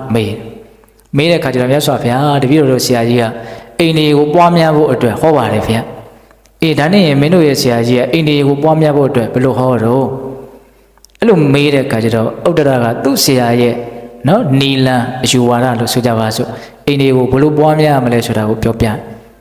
ြအဲ့ဆိုဗျာတဲ့တပည့်တော်ဆရာကြီးကမြင်စရာယူပါယုံတွေကိုမကြည့်ရဘူးကြားစရာတတ္တယုံတွေကိုနားမထောင်ရဘူးမျက်စိကိုပိတ်ထားမယ်နားကိုပိတ်ထားမယ်လို့အဲ့ဒါလိုဆုံးမတယ်ဗျာနော်ဒီမြင်ရတဲ့အတွက်ကြောင့်လောဘတွေဒေါသတွေဖြစ်ရတယ်ကြားရတဲ့အတွက်ကြောင့်လောဘတွေဒေါသတွေဖြစ်ရတယ်ပေါ့ဆိုလိုတာကဒါကြောင့်မမြင်အောင်နေရမယ်မကြားအောင်နေရမယ်မမြင်ဘူးမကြားဘူးမမြင်ရဘူးမကြားရဘူးဆိုရင်ဒါဣန္ဒြိယဘာဝနာပွားများတာပဲလို့သူဆရာကြီးကအဲ့လိုဟောတယ်တဲ့အဲ့လိုပြောလိုက်တော့မြတ်စွာဘုရားဗာမင်းရှိအောင်ဆိုတော့ဥတ္တရာတဲ့အဲ့လိုဆိုလို့ရှိရင်ဘုရားဝမ်းနှင်းကစပြီးတော့မျက်စိကန်းလာတဲ့ပုဂ္ဂိုလ်ဝမ်းနှင်းကစပြီးတော့နားကန်းလာတဲ့ပုဂ္ဂိုလ်ကအိန္ဒြေတွေပွားပြီးသားများဖြစ်နေမလားပေါ့မြတ်စွာဘုရားအဲ့လိုမင်းရှိဟုတ်လားအဲ့လိုဆိုရင်အဲ့ဒီပုဂ္ဂိုလ်အတွက်ဒါအိန္ဒြေပွားပြီးသားဖြစ်မနေဘူးလားအဲ့တော့သူတို့ဆရာကြီးရဲ့အယူဝါဒကအာမအနှစ်သာရမရှိတဲ့အချီနီလန်ကြီးဖြစ်မနေဘူးလားဖြစ်နေတယ်အဲ့လိုလည်းဖြစ်သွားရောခေါင်းကိုက်ဆိုင်ချပြီးတော့စိတ်ပြက်သွားတယ်အဲ့ဒီဥဒ္ဒရာလူလင်ကအဲ့ဒီမှာမြတ်စွာဘုရားကယဟန်တော်တွေကိုအဲ့ဒီမှာရှင်အနန္ဒာလည်းရှိတယ်ရှင်အနန္ဒာကိုမြတ်စွာဘုရားအမိန့်ရှိတယ်အနန္ဒာတဲ့အဲ့ဒီပုံနာကြီးရဲ့အိန္ဒြေပွားများပုံကတစ်မျိုးငါတို့ရဲ့အရိယာဟောဟာရအရိယာတို့ရဲ့နေပယ်မှာအိန္ဒြေပွားများပုံကတစ်မျိုးပဲလို့မြတ်စွာဘုရားအလုံးမိန့်ရှိတယ်သူတို့ကလည်းအယံကြီးမရှုံချပါဘူးဟုတ်လားအေးသူတို့ကလည်းတစ်မျိုးပေါ့တို့ရဲ့အရိယာနေပယ်မှာလည်းတစ်မျိုးပဲလို့မြတ်စွာဘုရားဟောတယ်အဲ့လိုဟောတဲ့အခါကျတော့ရှင်အနန္ဒာကမြတ်စွာဘုရားတဲ့မြတ်စွာဘုရားရဲ့တို့ဒီအရိယာသာသနာတော်အဆုံးအမမှာဣန္ဒြိယဘာဝနာကိုပွားများတယ်ဆိုတာကိုဟောဖို့အတွက်အချိန်တန်ပါပြီမြတ်စွာဘုရားဒါကြောင့်ဣန္ဒြိယဘာဝနာပွားများပုံကိုမြတ်စွာဘုရားဟောပြပါလို့အဲ့လိုတောင်းပါတယ်တို့ဒီနေ့မှာဣန္ဒြိယဘာဝနာဆိုတဲ့စကားလုံးလေးနှလုံးဟုတ်လားဣန္ဒြိယဆိုတာဘာတော့အစိုးရခြင်းကြားဘူးတယ်မို့လားနော်ဣန္ဒြေဆိုတာဘာတော့အစိုးရခြင်းတို့ဒီနေ့မှာဣန္ဒြေဣန္ဒြိယဆိုတာကအမျိုးမျိုးရှိတယ်ခုဒီနေရာမှာဆိုလိုတဲ့ဣန္ဒြိယဣန္ဒြေဆိုတာကမျက်စိနာနာလျှာကိုယ်စိတ်ကိုဆိုလိုတာမျက်စိကဣန္ဒြေပဲ နားကအိန္ဒြေပဲအစိုးရခြင်းပဲမျက်စိကဘယ်နေရာမှာအစိုးရတာလဲဆိုတော့မြင်တဲ့နေရာမှာသူအစိုးရတယ်ကျန်တဲ့ကိစ္စတွေမြင်ခြင်းကိုအစိုးတရားမလုပ်နိုင်ဘူးနားကဘယ်နေရာမှာအစိုးရအောင်ဆိုကြားတဲ့နေရာမှာနားဟာအစိုးတရားရှိတယ်သဘောပေါက်ရဲ့လားအဲ့ဒါလိုပဲအနံ့ကိုရှူတဲ့နေရာမှာနှာခေါင်းသည်အစိုးရတယ်နော်အရာသာကိုခံစားတဲ့နေအရာသာကိုတီးတဲ့နေရာမှာလျှာသည်အစိုးရတယ်ဘုရားဘာယံကိုတီးတဲ့နေရာမှာကိုယ်ဆိုတဲ့ကာယပတာရကာယိန္ဒြေသည်အစိုးရတယ်နော်ဓမ္မယံကိုတီးတဲ့နေရာမှာနောဒွါရဆိုတဲ့နော်ဒီစိတ်ကဘာတော့အစိုးရတယ်အဲ့တော့ဦးဇင်းတို့ဘောဓိပက္ခိယအရာမှာဟောထားတဲ့အိန္ဒြေ၅ပါးဆိုတာလည်းရှိသေးတယ်နော်တတ္တိန္ဒြေဝိရိယန္ဒြေတတိန္ဒြေသမတန္ဒြေပညာန္ဒြေအဲ့ဒီအိန္ဒြေ၅ပါးရဲ့အစိုးရခြင်းကတစ်မျိုးတစ်ခြားဟုတ်လားဒါတွေကိုဦးဇင်းတို့အခြေချက်ပြောလိုက်ရင်တရားကအရန်ရှည်သွားလိမ့်မယ်ဟုတ်လားအဲ့တော့အိန္ဒြိယဘာဝနာပွားများတယ်ဆိုတာကဒီမျက်စိနားနာလျှာကိုစိတ်နဲ့ပတ်သက်ပြီးတော့လောဘဒေါသမောဟမဖြစ်အောင်မြင့်မြတ်တဲ့ဥပေက္ခဖြစ်အောင်ကြိုးစားအထောက်တာကိုအိန္ဒြိယဘာဝနာပွားများတယ်လို့ပြောတာအဲ့ဒီမှာမြတ်စွာဘုရားကအသေးစိတ်ဘယ်လိုဟောပြတော့ဆိုတော့ဒါဦးဇင်းတို့ကတော့အကျဉ်းမြင့်လောက်ပဲပြောပါမယ်ဟုတ်လားပိဿတ်တို့လည်းပဲတော့စဉ်းစားနိုင်တဲ့ဉာဏ်စွမ်းတွေရှိမယ်လို့ဦးဇင်းကယုံကြည်ပါတယ်။ဘာပြောထားတော့ဆိုတော့ဟောဒီမျက်စိနဲ့အဆင်းကိုမြင်ရပြီဆိုလို့ရှိရင်နှစ်သက်တယ်ဆိုတဲ့သဘောဖြစ်လာတယ်မနှစ်သက်ဘူးဆိုတဲ့သဘောဖြစ်လာတယ်တဲ့နှစ်သက်တယ်ဆိုတဲ့သဘောမနှစ်သက်ဘူးဆိုတဲ့သဘောလည်းဖြစ်လာတယ်တဲ့သုံးချက်ဟောတယ်နှစ်သက်တယ်ဆိုတာလည်းဖြစ်တယ်မနှစ်သက်ဘူးဆိုတာလည်းဖြစ်တယ်တခါတလေကျတော့နှစ်သက်တယ်မနှစ်သက်ဘူးဆိုတာနှမျိုးလုံးလည်းဖြစ်နိုင်တယ်တဲ့ဟုတ်လားအဲ့ဒါလိုဖြစ်လာပြီဆိုလို့ရှိရင်တဲ့ဒီဖြစ်ပေါ်လာတဲ့ဒီခြားနားထောင်နော်ဒါအိန္ဒြိယဘာဝနာပွားများပုံကိုစာအရှိတိုင်းပြောနေတာဟုတ်လားအဲ့ဒါလိုနှစ်သက်တယ်ဆိုတာတွေဖြစ်လာတယ်မနှစ်သက်ဘူးဆိုတာတွေဖြစ်လာတယ်ဆိုရင်တဲ့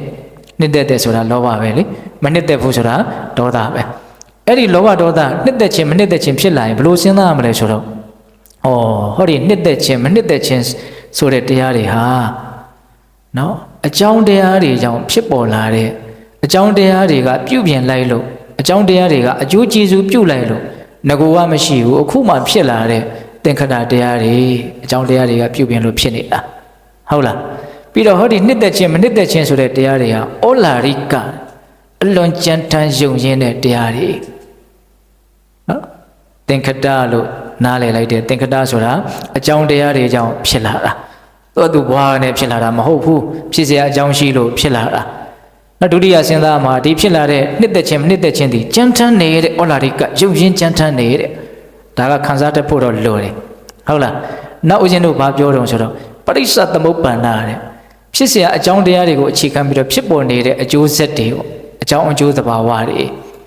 ဘယ်နှချက်စဉ်းစားတော့၃ချက်နော်သင်္ခတနောက်တခြားသောအရာတွေကပြုပြင်လိုက်လို့အကျိုးကျေးဇူးပြုလိုက်လို့ဖန်တီးလိုက်လို့ဖြစ်လာတဲ့တရားဩလာရိကယုံရင်ကြမ်းတမ်းတဲ့တရားပြီးတော့ဗါတော့ပရိစ္ဆသမုပ္ပန္နအကြောင်းကြောင့်ဖြစ်နေတဲ့အကျိုးတရားအဲ့ဒီလိုစဉ်းစားလိုက်တော့ပုဂ္ဂိုလ်တ attva ဆိုတဲ့အမြင်လည်းမရှိတော့ဘူးဒါကြီးကမကောင်းဘူးလို့လည်းသိတယ်ဟုတ်လားအဲ့ဒါလိုသူစဉ်းစားရင်းနဲ့ဗာဆက်ပြီးတော့သူဆင်ကျင်တယ်ဆိုတော့ဝိပဿနာဥပေက္ခဆိုတာရှိတယ်တဲ့နော်တန်တငြိမ်သက်တဲ့ပဏိတမွန်မြတ်တဲ့ယတိတံဥပေက္ခအကျင့်ဥပေက္ခတရားဆိုတာရှိတယ်တဲ့အဲ့ဒီဥပေက္ခတရားလေးကငြိမ်သက်လိုက်တာဥပေက္ခတရားလေးကမွန်မြတ်လိုက်တာလို့သူဆင်ကျင်လိုက်တယ်အဲ့ဒါလိုဆင်ကျင်လိုက်တာနဲ့အဲ့ဒီနှစ်သက်ခြင်းမနှစ်သက်ခြင်းဆိုတာတွေကချုပ်သွားတယ်တဲ့ဒီခြားနားထောင်နော်ဒီတစ်ချက်ကိုကောင်းကောင်းနားလည်လို့ရှိရင်နောက်ထပ်ကြားခြင်းနားရှုခြင်းစားတော့ခြင်းတွေ့ထိခြင်းတွေ့ကြံခြင်းအဲ့ဒါတွေလည်းဒီပုံစံတိုင်းသွားဟုတ်လားအခုကမြင်တာတခုတည်းကိုပဲဦးဇင်းတို့အသေးစိတ်ပြောမြင်လိုက်ပြီဆိုတာနဲ့တာမန်အဖြစ်ဒကာဓမ္မတို့ဦးဇင်းတို့မှာနှစ်သက်တယ်ဆိုတာဖြစ်တယ်မနှစ်သက်ဘူးဆိုတာဖြစ်တယ်နှစ်သက်တယ်မနှစ်သက်ဘူးဆိုတာလည်းဖြစ်တယ်အဲ့လိုဖြစ်လာပြီဆိုရင်ဘယ်လိုဆင်ခြင်ရမှာတော့ဆိုတော့ဟောဒီဖြစ်လာတဲ့နှစ်သက်ခြင်းမနှစ်သက်ခြင်းအစရှိတဲ့တရားတွေဟာသင်္ခတတရားတွေသင်္ခတတရားဆိုတာဘာလဲနော်သင်္ခတတရားဆိုတာဘေးကဒီပြင်တရားတွေကပြုပြင်ဖန်တီးလိုက်လို့ဖြစ်လာတဲ့တရားဟုတ်လားကံစိန်ဥတုအကြောင်းတရား၄ပါးကြောင့်ဒီခန္ဓာကိုယ်ကြီးဖြစ်တယ်ဒါကြောင့်ဒါကိုသင်္ခါရသင်္ခတဒီလိုမပြောဘူးလားပြောတယ်နောက်ပြီးတော့ဩလာရိကယုံရင်ကြမ်းတမ်းတဲ့တရားပြီးတော့ဗါလဲတော့ပရိစ္ဆသမုပ္ပါဏအကြောင်းကြောင့်ဖြစ်နေတဲ့တရားအဲ့ဒါတွေကမကောင်းဘူးပေါ့ဆိုလိုတာကဟုတ်လားမတည်မြဲဘူးလို့လည်းသူနားလည်ပြီးသားဖြစ်သွားရရောက်တယ်ဆိုကြပါစို့မြင်တာကိုမြင်လိုက်တယ်ဆိုလို့ရှိရင်ဒီနှစ်သက်ခြင်းဆိုတာဖြစ်လာအဲ့တော့ဦးဇင်းတို့ဒီမြင်ကအမြင်ခံရတဲ့အစင်းရယ်ဒီမြင်တတ်တဲ့မျက်စိရယ်မြင်သိစိတ်ရယ်ဒါတွေကလည်းတည်မြဲတဲ့အရာမဟုတ်မတည်မြဲတဲ့အရာတွေကိုအကြောင်းပြုပြီးတော့ဖြစ်လာတဲ့ဒီနှစ်သက်ခြင်းမနှစ်သက်ခြင်းဆိုတာလည်းဘယ်လိုနည်းနဲ့မှတည်မြဲလို့ မရဟောအကြောင်းကြောင့်ဖြစ်တဲ့အကျိုးတရားတွေလို့ဆင်ခြင်လိုက်ခြင်းအဖြစ်ဒါတွေဟာအာဂန္တုတရားတွေဧည့်သည်တရားတွေဖြစ်เสียအကြောင်းရှိလို့ဖြစ်လာတယ်ဖြစ်เสียအကြောင်းကုန်တော့လည်းပြီးသွားပြန်ရောက်မရှိတော့နောက်တစ်ဖြစ်เสียအကြောင်းတွေရှိတော့လည်းဖြစ်နေပြန်တယ်ဒီထိသူကနားလည်သွားတာနားလည်သွားတဲ့အတွက်ကြောင့်ဘာဖြစ်သွားတော့အဲ့ဒီနှစ်သက်ခြင်းမနှစ်သက်ခြင်းဟာချုပ်သွားတယ်တဲ့ဆိုလိုတာကအဲ့ဒီလိုဥပိ္ပခာဝင်လိုက်တာနဲ့အဲ့ဒီလိုဆင်ခြင်လိုက်တာနဲ့နှစ်သက်ခြင်းမနှစ်သက်ခြင်းမရှိတော့သဘောပေါက်လားသင်္ခတတရားဩလာရိကတရားပရိစ္ဆေသမုပ္ပါဒတရားလို့ဒီလိုသိပြီးတော့နော်ဥပိ္ပခာတရားတည်တာနဲ့ငြိမ်သက်တယ်မွန်မြတ်တယ်လို့သိလိုက်တာနဲ့ဘာဖြစ်သွားတော့နှစ်သက်ခြင်းမနှစ်သက်ခြင်းချုပ်သွားတယ်တဲ့ဘာပဲဖြစ်လာတော့ဆိုတော့အဲ့ဒီဝိပဿနုပိ္ပခာတဲ့သုံးထားတာနော်ထူးစွာသိမြင်တဲ့ဉာဏ်အမြင်နဲ့ရှင်တဲ့ဥပိ္ပခာတရားသာဖြစ်လာတယ်တဲ့ဟောဥပိ္ပခာဒါပဲတော့ပေါ့လားနှစ်သက်ခြင်းလည်းမဖြစ်ဘူးမနှစ်သက်ခြင်းလည်းမဖြစ်ဘူးဘာလို့မဖြစ်တာတော့အဲ့ဒီနှစ်သက်ခြင်းမနှစ်သက်ခြင်းရဲ့သဘောအမှန်ကိုသိသွားလို့မဖြစ်တာတော့ပေါ့လားနှစ်သက်ခြင်းမနှစ်သက်ခြင်းရဲ့သဘောအမှန်ကဘာတော့သင်္ခတတရားဖြစ်တယ်ဩလာရိကတရားဖြစ်တယ်ပရိစ္ဆေသမုပ္ပါဒတရားဖြစ်တယ်ဘလောက်လေးနဲ့တုံတေချာနားထောင်နော်အေးအဲ့လိုသိလိုက်တာနဲ့အဲ့ဒီနှစ်သက်ခြင်းမနှစ်သက်ခြင်းကချုပ်သွားတယ်အဲ့ဒီမှာဘာဖြစ်လာတော့ဆိုတော့ဥပိ္ပခာဖြစ်လာတယ်တဲ့အဲ့ဒီလိုသာစဉ်းစားခြင်းချင်းရှုမှတ်ပွားများမယ်ဆိုလို့ရှိရင်ဒါအနိစ္စပဲဆိုတဲ့အမြင်ပဲတကယ်တမ်းကနော်ဒါပေမဲ့ဒါကိုကြည်ကြည်ပြန့်ပြန့်ပြောတယ်နော်ဒါတွေကယုံနံတွေအကြောင်းအကျိုးသဘာဝတွေမတည်မြဲတဲ့တရားတွေလို့ဟောဒီလိုသိလိုက်တဲ့အခါမှာနှစ်သက်ခြင်းမနှစ်သက်ခြင်းချုပ်သွားပြီးတော့ဘာဖြစ်တော့ဥပိ္ပခာဖြစ်တယ်တဲ့အဲ့ဒီဥပိ္ပခာဖြစ်တယ်ဆိုတာအဲ့ဒါလို့သာဆင်ခြင်မယ်ဆိုရင်ဘလောက်ထိမြန်မြန်ဆန်ဆန်ဖြစ်နိုင်လို့ဆိုရင်မျက်လုံးကိုမှိတ်ပြီးတော့ဖွင့်လိုက်တယ်တဲ့ဘလောက်မြန်တော့မှိတ်ပြီးတော့ဖွင့်လိုက်တယ်ကဲမျက်တောင်ခတ်တာကိုပြောတာမြတ်စွာဘုရားသုံးလုံးတာနော်မျက်တောင်ခတ်လိုက်တယ်မှိတ်ပြီးတော့ဒါကြောင့်ချမ်းပွင့်သွားတာဘလောက်ကြာလောက်မှမကြောက်အဲ့လောက်မြန်မြန်ဆန်ဆန်ဖြစ်မယ်တဲ့ဥပိ္ပခာတရားတော့ပေါ့လားနော်မြင်တာနဲ့ပတ်သက်ပြီးတော့အဲ့လိုမမှန်ကန်ကန်စဉ်းစားဆင်ခြင်နှလုံးသွင်းနိုင်မယ်ဆိုရင်နှစ်သက်ခြင်းမနှစ်သက်ခြင်းချုပ်ပြီးတော့ဥပိ္ပခာတရားဖြစ်မယ်ဘလောက်ထိမြန်မြန်ဖြစ်တော့ဆိုတော့မျက်တောင်ခတ်တဲ့လောက်မြန်မယ်တဲ့ဟုတ်လားအဲ့ဒါဥမာတစ်ခုနောက်ဦးဇင်းတို့ကြားတာနဲ့ပတ်သက်ပြီးတော့ကြားလိုက်တယ်ကြားရင်လည်းပဲနှစ်သက်တယ်မနှစ်သက်ဘူးဆိုတာဖြစ်နိုင်မို့လားဖြစ်တယ်တော့ဒါချစ်ချင်းမုန်းချင်းလို့လည်းပြောလို့ရတယ်လိုချင်ချင်းမလိုချင်ချင်းလို့လည်းပြောလို့ရတယ်လောဘဒေါသလို့လည်းပြောလို့ရတယ်ဒါမှဒီမှာတော့နှစ်သက်ခြင်းမနှစ်သက်ခြင်းလို့သုံးတယ်မြတ်စွာဘုရားအဲ့ဒါကိုလည်းပဲသောသောပုံစံတိုင်းဆင်ခြင်ရမယ်ဒါဟာသင်္ခတတရားဩလာရိကတရားပရိစ္ဆေသမုပ္ပါဒတရားအဲ့လိုဆင်ခြင်လိုက်လို့ရှိရင်အဲ့ဒီနှစ်သက်ခြင်းမနှစ်သက်ခြင်းဟာချုပ်သွားတယ်ဥပိ္ပခာသာမွန်မြတ်တယ်လို့ဆင်ခြင်လိုက်ရင်နှစ်သက်ခြင်းမနှစ်သက်ခြင်းချုပ်သွားတယ်ချုပ်သွားပြီးတော့ဥပိ္ပခာဖြစ်လာတယ်ဝိပဿနာနဲ့ရှင်တဲ့ဥပိ္ပခာအဲ့ဒါဘယ်လောက်ထိမြန်နိုင်တော့ဆိုလို့ရှိရင်တဲ့လက်ဖြစ်ပြီးတဲ့လောက်မြန်တယ်တဲ့အဲ့ဒါမြတ်စွာဘုရားဟောတာပေးထားတဲ့ဥမာမတူဘူးနော်စောစောကတော့မျက်လုံးမိတ်တဲ့လောက်တဲ့ခုတော့ဘာလဲတော့လက်ဖြစ်တီးတဲ့လောက်မြန်တယ်တဲ့အဲ့လိုပဲနှာခေါင်းနဲ့အနံ့ကိုရှူတယ်အနံ့ရတယ်နှစ်သက်ခြင်းမနှစ်သက်ခြင်းဖြစ်မယ်အဲ့ဒီမှာခုနကလိုစဉ်းစားဆင်ခြင်ရမယ်စဉ်းစားဆင်ခြင်နှလုံးသွင်းလိုက်ရင်ဘာဖြစ်တော့ဥပိ္ပခာဖြစ်မယ်ဘယ်လောက်ထိမြန်မြန်ဆန်ဆန်ဖြစ်နိုင်တော့ဆိုရင်တဲ့ကြားဘက်ပေါ်မှာရေပေါက်ကလေးကြားတယ်ကြားဘက်လေးစောင်းသွားတယ်လိမ့်ကြသွားတခါတယ်နှစ်သက်ခြင်းမနှစ်သက်ခြင်းတခါတယ်ချုပ်သွားတယ်ဆိုပြောတာနော်ကြားဘက်ပေါ်ကရေပြုတ်ကျသွားတယ်လို့မြန်တယ်လို့အဲ့ဒီကြတော့ဥမာအလိုပေးတယ်နောက်ဦးဇင်းတို့ဇိမ်ဝပတာရလျှာနဲ့ပတ်သက်ပြီးတော့အရာသာသိရတာမရှိဘူးလားသိတယ်အဲ့ဒီမှာလည်းနှစ်သက်ခြင်းမနှစ်သက်ခြင်းဖြစ်နိုင်မို့လားဖြစ်နိုင်တာပေါ့နော်ဒီစားတော့ရတာနဲ့ပတ်သက်ပြီးတော့အကြီးအကျယ်လူတွေတုံလို့ချောက်ချမှုရှိတယ်နှစ်သက်ရင်လည်းအကြီးအကျယ်ပဲပစံမလို့ကုန်းစားကြတောက်ကြနော်အလွန်အောစရာကောင်းပါလေဒီကိစ္စကလည်းအကျယ်ပြောရင်အလွန်ကောင်းပါတယ်ဟုတ်လားအေးအဲ့ဒီနှစ်သက်ခြင်းမနှစ်သက်ခြင်းချုပ်သွားခြင်းလေဆိုရင်သူ့ရဲ့သဘောအမှန်ကိုအမှန်တိုင်းသိအောင်ကြိုးစားရမယ်ဆင်ခြင်ရမယ်သင်္ခတတရားဩလာရိကတရားပရိစ္ဆေသမုပ္ပါဒတရားဝိပဿနာနဲ့ရှင်တဲ့ဥပိ္ပခာတိတာနဲ့မြင့်မြတ်တယ်နော်ငြိမ်သက်တယ်ဒီလိုဆင်ခြင်လိုက်တာနဲ့နှလုံးသွင်းလိုက်တာနဲ့နှစ်သက်ခြင်းနှစ်သက်ခြင်းချုပ်သွားတယ်ဘလောက်မြန်မြန်ဆန်ဆန်ချုပ်နိုင်တော့ဆိုရင်တော့ရှားပေါ်မှာတတွေးကိုလိပ်ပြီးတော့စုပြီးတော့ထွေးလိုက်ရတာတော့မြန်တယ်တဲ့တတွေးထွေးရတာတော့မြန်တယ်တဲ့ဟုတ်လားနောက်ကာယပတာရဘုရားဘာယုံအတွေ့အထိနဲ့ပတ်သက်ပြီးတော့နှစ်သက်ခြင်းနှစ်သက်ခြင်းဖြစ်နိုင်မို့လားဖြစ်နိုင်တယ်အဲ့ဒါနဲ့ပတ်သက်ပြီးတော့လဲစောစောကလို့စဉ်းစားဆင်ခြင်အဲ့ဒီမှာလဲဥပိ္ပခာဖြစ်မယ်အဲ့ဒီဥပိ္ပခာမြန်မြန်ဆန်ဆန်ဘယ်လောက်ထိဖြစ်နိုင်လို့ဆိုရင်လက်ကိုကိုးပြီးတော့ဆန့်တယ်ဆန့်ပြီးတော့ကိုးတယ်အဲ့ဒီလောက်မြန်တယ်တဲ့နောက်လက်ကိုကိုးရဆန့်ရတာလောက်မြန်တယ်တဲ့ဟုတ်လားနောက်ဘာကြမ်းနေတော့အိန္ဒြေ6ပါးဘာကြမ်းနေတော့စိတ်နဲ့ဓမ္မယုံအတွဲကြမ်းနေတယ်နော်ဒီစိတ်ကနဲ့ဓမ္မယုံအတွဲကပိုးပြီးတော့မကျေပြန်ဘူးလားနော်မမြင်ပေမလို့မကြားပေမလို့တွေးနေတာပဲလေအတွေးတွေနဲ့ချိန်ကုန်တယ်ဓမ္မယုံနဲ့ချိန်ကုန်တယ်အများကြီးမရှိဘူးလားနော်အခုဓမ္မယုံဆိုတာကိုနည်းနည်းလေးထင်ရှားအောင်ပြောကြည့်ရင်လည်းအိမ်လန့်စဉ်းစားလိုက်အိမ်ကပုံသဏ္ဍာန်တွေမြင်ရဘူးလားဘယ်လိုလုပ်မြင်ရဒီဘစကုပင်ញရလို့မြင်ရတာလားဟမ်ဘယ်လိုလုပ်မြင်ရတာတော့ စိတ်ထဲမှာရှိနေတယ်ဟုတ်လားအဲ့ဒါဘာလဲအဲ့ဒါဓမ္မယုံပဲဟုတ်တယ်မဟုတ်လားအဲ့ဒါဓမ္မယုံပဲအဲ့ဒီအတွေးတွေနဲ့ပတ်သက်ပြီးတော့ငကိုယ်တော်ကပုံရိပ်တွေမြင်အောင်ကြားအောင်တွေဖြစ်ပြီးတော့စိတ်တွေတူကြတာတွေမရှိဘူးလားနှစ်သက်ချင်းမနှစ်သက်ချင်းအကြီးကျယ်ဖြစ်နိုင်ဘူးလားငါတွေးရင်းနဲ့ကိုစိတ်အရန်တူလာတယ်ဆိုတာအဲ့ဒါပြောတာပဲဟုတ်တယ်မဟုတ်လားအဲ့ဒီနှစ်သက်ချင်းမနှစ်သက်ချင်းကိုလည်းဘယ်လိုစဉ်းစားအောင်စောသောကလိုပဲစဉ်းစားဒါလည်းပဲသင်္ခတတရားဩလာရိကတရားပရိစ္ဆသမုပ္ပါဒတရားဥပိ္ပခာတိတလည်းမွန်မြတ်တယ်ငြိမ်သက်တယ်လို့စဉ်းစားဆင်ញင်ဒါဆိုရင်ဥပိ္ပခာဖြစ်ပဲဘယ်လောက်ထိမြန်မြန်ဆန်ဆန်ဖြစ်နိုင်တော့တဲ့တဏီကိုအပူပေးထားတဲ့တန်အိုခင်းကြီးပေါ်ကိုရေပြောက်ကလေးကျသွားရင်ရှဲဆိုတခါတည်းပျောက်သွားအဲ့ဒီလောက်မြန်မြန်ဆန်ဆန်ဥပိ္ပခာဖြစ်မယ်တဲ့ဒါအိန္ဒိယဘာဝနာသုတ်တံမှာ၃ပိုင်းရှိတာကိုတစ်ပိုင်းပဲပြောတယ်။နောက်ကျန်တာတွေကတော့အဲ့ဒီဆရာဘုရားကြီးဟောထားတဲ့တရားရေးထားတဲ့စာအုပ်ကဆက်ပြီးတော့လေ့လာကြည့်ကြ။ဟုတ်လား။နော်။အဲ့တော့ဦးဇင်းတို့ပြောတဲ့ဥပိ္ပခာဘယ်နှပါးရှိသွား၃ပါးရှိသွားနော်ဦးဇင်းပြောတာဟုတ်လား။အဲ့တော့ဥပိ္ပခာပါရမီဆိုတာနဲ့ပတ်သက်ပြီးတော့ဒီမွန်မြတ်တဲ့ဥပိ္ပခာတရားတွေထားနိုင်အောင်ကြိုးစားရမယ်။ဟုတ်လား။ပတ်ဝန်းကျင်လူသားတွေရဲ့ပုံမှာဖြစ်နေတဲ့သူတို့တွေ့ကြုံနေရတဲ့ဆင်းရဲခြင်းချမ်းသာခြင်းနဲ့ပတ်သက်ပြီးတော့မတုံမလှုပ်ရှိရလေအောင်ကံကံရဲ့အကျိုးကိုစဉ်းစားဆင်ခြင်ပြီးတော့ပြမဝိဟာရဥပိ္ပခာဖြစ်အောင်ကြိုးစားရမယ်ဟုတ်လားပြီးတော့ကိုယ့်ပေါ်မှာကောင်းတဲ့လူတွေကိုယ့်ပေါ်မှာဆိုးတဲ့လူတွေကိုလည်းချစ်ချင်းမုန်းချင်းနဲ့မတုံ့ပြန်မိအောင်ဥပိ္ပခာတရားနဲ့ရင်ဆိုင်နိုင်အောင်ကြိုးစားရမယ်ပြီးတော့ကိုယ်ခန္ဓာမှာဖြစ်ပေါ်လာတဲ့ချမ်းသာခြင်းဆင်းရဲခြင်းတရားတွေနှစ်သက်ခြင်းမနှစ်သက်ခြင်းတရားတွေကိုလည်းပဲနော်အဲ့လိုတွေမဖြစ်ရအောင်မြင့်မြတ်တဲ့ဥပိ္ပခာတရားဖြစ်အောင်ကြိုးစားဖို့ကမလိုဘူးလားလိုတယ်ဒါဥပိ္ပခာပါရမီနဲ့ပတ်သက်ပြီးတော့ဒါဥပိ္ပခာရဲ့အကြောင်းကိုဦးဇင်းတို့ပြောတာအချိန်တောင်တော်တော်များသွားတယ်ဟုတ်လားအဲ့တော့ဆက်ပြီးတော့ဦးဇင်းတို့ဘာပြောချင်တော့ဆိုတော့နော်ဒီနေ့ပါရမီ10ပါးအဆုံးသတ်တဲ့နေ့ဟုတ်လားအဲ့တော့ပါရမီ10ပါးအပြား30ဆိုတဲ့ဒီစကားလေးကိုအရင်ရှင်းပြခြင်းနဲ့ပေါ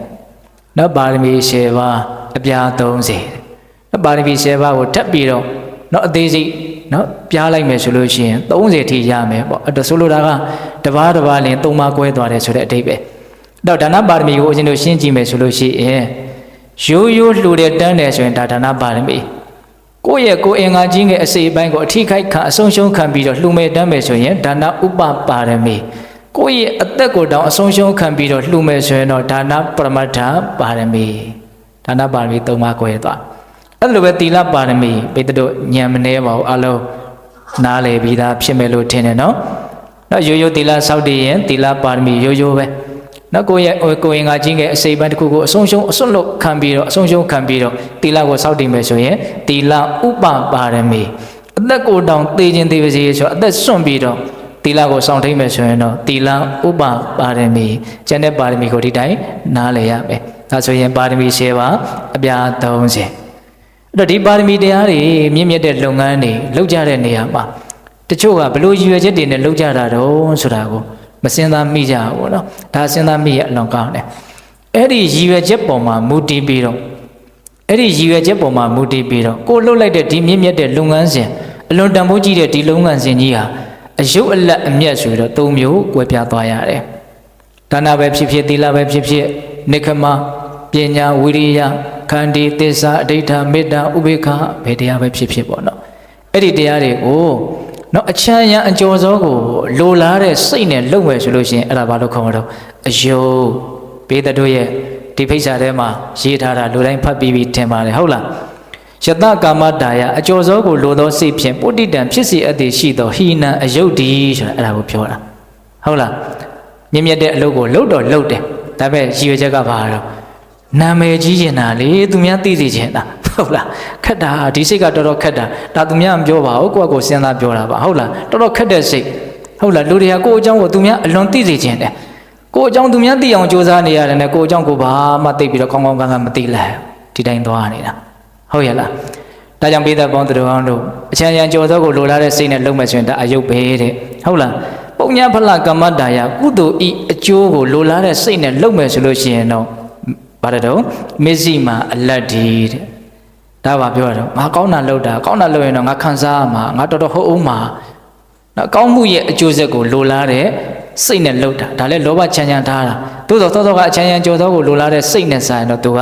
နည်းနည်းကောင်းတယ်ပေါ့ဒါကြောင့်သူကအလဲအလတ်ပေါ့ဟုတ်လားအဲ့ဒီလိုမျိုးပဲနဲ့ဦးဇင်းတို့ဣဒံဤမှုဒီကကတ္တဗံဧဝပြုသင်ပြုတိုက်သောအမှုပေသာတိဣတိဤသို့အရိယဘာဝအရိယံတွေစင်ကြယ်ဖြူဖြောင်သောသူတော်အလေးကိုနေသားရမှီးပြီးတော့ပ ပုတ္တိတံဖြစ်စီအတ္တိရှိသောပဏိတံအထွတ်အမြတ်တည်းတဲ့အဲ့ဒါဥတ္တမပရိသတိပတိကျမ်းမှာဒေဒီစောဘုရားကြီးရေးတာဟုတ်ရဲ့လားဒါကပါရမီ10ပါးမှာမြင့်မြတ်တဲ့အလုပ်ကိုလုပ်တော့လုပ်ကြပါရဲ့ရည်ရွယ်ချက်တွေကွဲပြားသွားတဲ့အတွက်ကြောင့်အယုတ်အလတ်အမြတ်လို့အဲ့လိုမျိုးဖြစ်သွားတယ်ဘာလိုချင်လဲလို့မေးရင်တော့အမြတ်ကိုလိုချင်တယ်လို့ပြောကြမှာပဲအဲ့ဒါလို့ဆိုရင်ကိုယ့်ရဲ့ရည်ရွယ်ချက်တွေမြင့်မြတ်ဖို့မလိုဘူးလားလိုတယ်ဟုတ်လားအေးဒါကဦးဇင်းတို့ပါရမီ10ပါးအယုတ်အလတ်အမြတ်ဆိုတာ ਨੇ ပတ်သက်ပြီးတော့ပြောတာပေါ့နောက်ဆက်ပြီးတော့ပြောချင်တာကဒီပါရမီတရားတွေဆိုတာဖျားလောင်းသူတော်ကောင်းတို့တည်တာနဲ့ဖြည့်စည်းအပ်တဲ့အရာတွေမဟုတ်ဘူးဆိုတာကိုကြည်ကြပြန့်ပြန့်နားလည်သိချင်တာနောက်တာမန်ပုဂ္ဂိုလ်တွေလည်းပဲဖြည့်စည်းမယ်ဆိုလို့ရှိရင်ကိုဖြည့်စည်းနိုင်တဲ့အတိုင်းတန်နဲ့ညီတဲ့အကျိုးရလဒ်ကိုမရနိုင်ဘူးလားရနိုင်တယ်ဟုတ်လားဆိုကြပါစို့ဒါနပါရမီဆိုတော့ဘုရားလောင်းကတော့အိုးမှောက်တယ်လို့လုံမှာပေါ့ဗျာဟုတ်လားသို့တော်တရားဓမ္မတို့ဦးဇင်းတို့တွေကအိုးမှောက်တဲ့လောက်ကြီးမလုံနိုင်တောင်ဦးဇင်းဘယ်လိုပြောခဲ့တော့အိုးဆောင်းတဲ့လောက်ကလေးတော့လုံနိုင်တဲ့နာပေါ့ကိုလည်းကိုတိုင်းတာလေးနဲ့ကိုဟုတ်တယ်မဟုတ်လားအေးအဲ့လိုမျိုးကိုယ့်ရဲ့နေ့စဉ်နေထိုင်နေတဲ့အချိန်တိုင်းမှာပါရမီတရားတွေကိုပါအောင်ကျင့်နိုင်ရမယ်ပေါ့ဟုတ်လားဒါကဦးဇင်းတို့ပေးတဲ့ပေါင်းတော်အရေးကြီးတာကနော်ပါရမီတွေကိုကျင့်ပြဖို့ဆိုတာကဖြည့်ကျင့်ခြင်းနဲ့စိတ်ကလေးရှိဖို့နဲ့ဘယ်လိုဖြည့်ကျင့်ရမလဲဆိုတဲ့နိလန်းကိုကျွမ်းကျင်လိမ္မာဖို့ဒါပဲပဓာနာကြတယ်ဒါပဲအရေးကြီးလိုအပ်တယ်လို့ထင်တယ်တကယ်ဖြည့်ကျင့်စဉ်ကျင်တဲ့စိတ်လည်းရှိမယ်ဘယ်လိုဖြည့်ကျင့်ရမလဲဆိုတဲ့နိလန်းကိုလည်းသိမယ်ဆိုရင်ဘာမှသိပြီးတော့အခက်အခဲမရှိနိုင်ဘူးပို့ပြီးတော့ထိရောက်တဲ့စကားလုံးနဲ့ပြောရရင်တော့ကိုယ့်ရဲ့စိတ်ကလေးကိုပြင်နိုင်ပြောင်းနိုင်ရင်လွယ်လွယ်လေးပါရမီတရားဖြစ်နိုင်နော်ဦးဇင်းတို့ဝေဘူးစတော်ဘုရားကြီးခဏခဏဟောတာရှိတယ်နော်ကလေးထိန်းတာဟောတောင်မှသီလဖြစ်အောင်လုပ်လို့ရတယ်တဲ့ဒါတွေကဒုက္ခတွေပါပဲဆိုတော့မကျေနပ်တဲ့စိတ်နဲ့မွေးတော့မွေးထားပြီးတော့ကိုယ့်ကိုဒေါသတွေဖြစ်ပြီးတော့နေရင်အဲ့ဒီဥစ္စာကပါရမီမှာမဖြစ်နိုင်နော်လူသားတရားကိုပြုစုရတယ်နော်ကိုယ့်ရဲ့ဝတ္တရားကိုကြည်အောင်လုပ်တယ်မေတ္တာနဲ့ကရုဏာနဲ့စေတနာနဲ့လုပ်ရင်ဘာဖြစ်တော့ကုသိုလ်ဖြစ်တယ်ပါရမီဖြစ်တယ်နော်လောရတာချင်းကအတူတူပဲရတာကြတော့မတူဘူးသဘောပေါက်ရဲ့လားဒါကြောင့်ဒီစိတ်ကိုပြင်နိုင်မှုကအရေးကြီးတာနော်ဦးဇင်းတို့ခဏခဏပြောနေကြပါပေးတိုင်းဒါနဖြစ်တာမဟုတ်ဘူးဆိုတာလ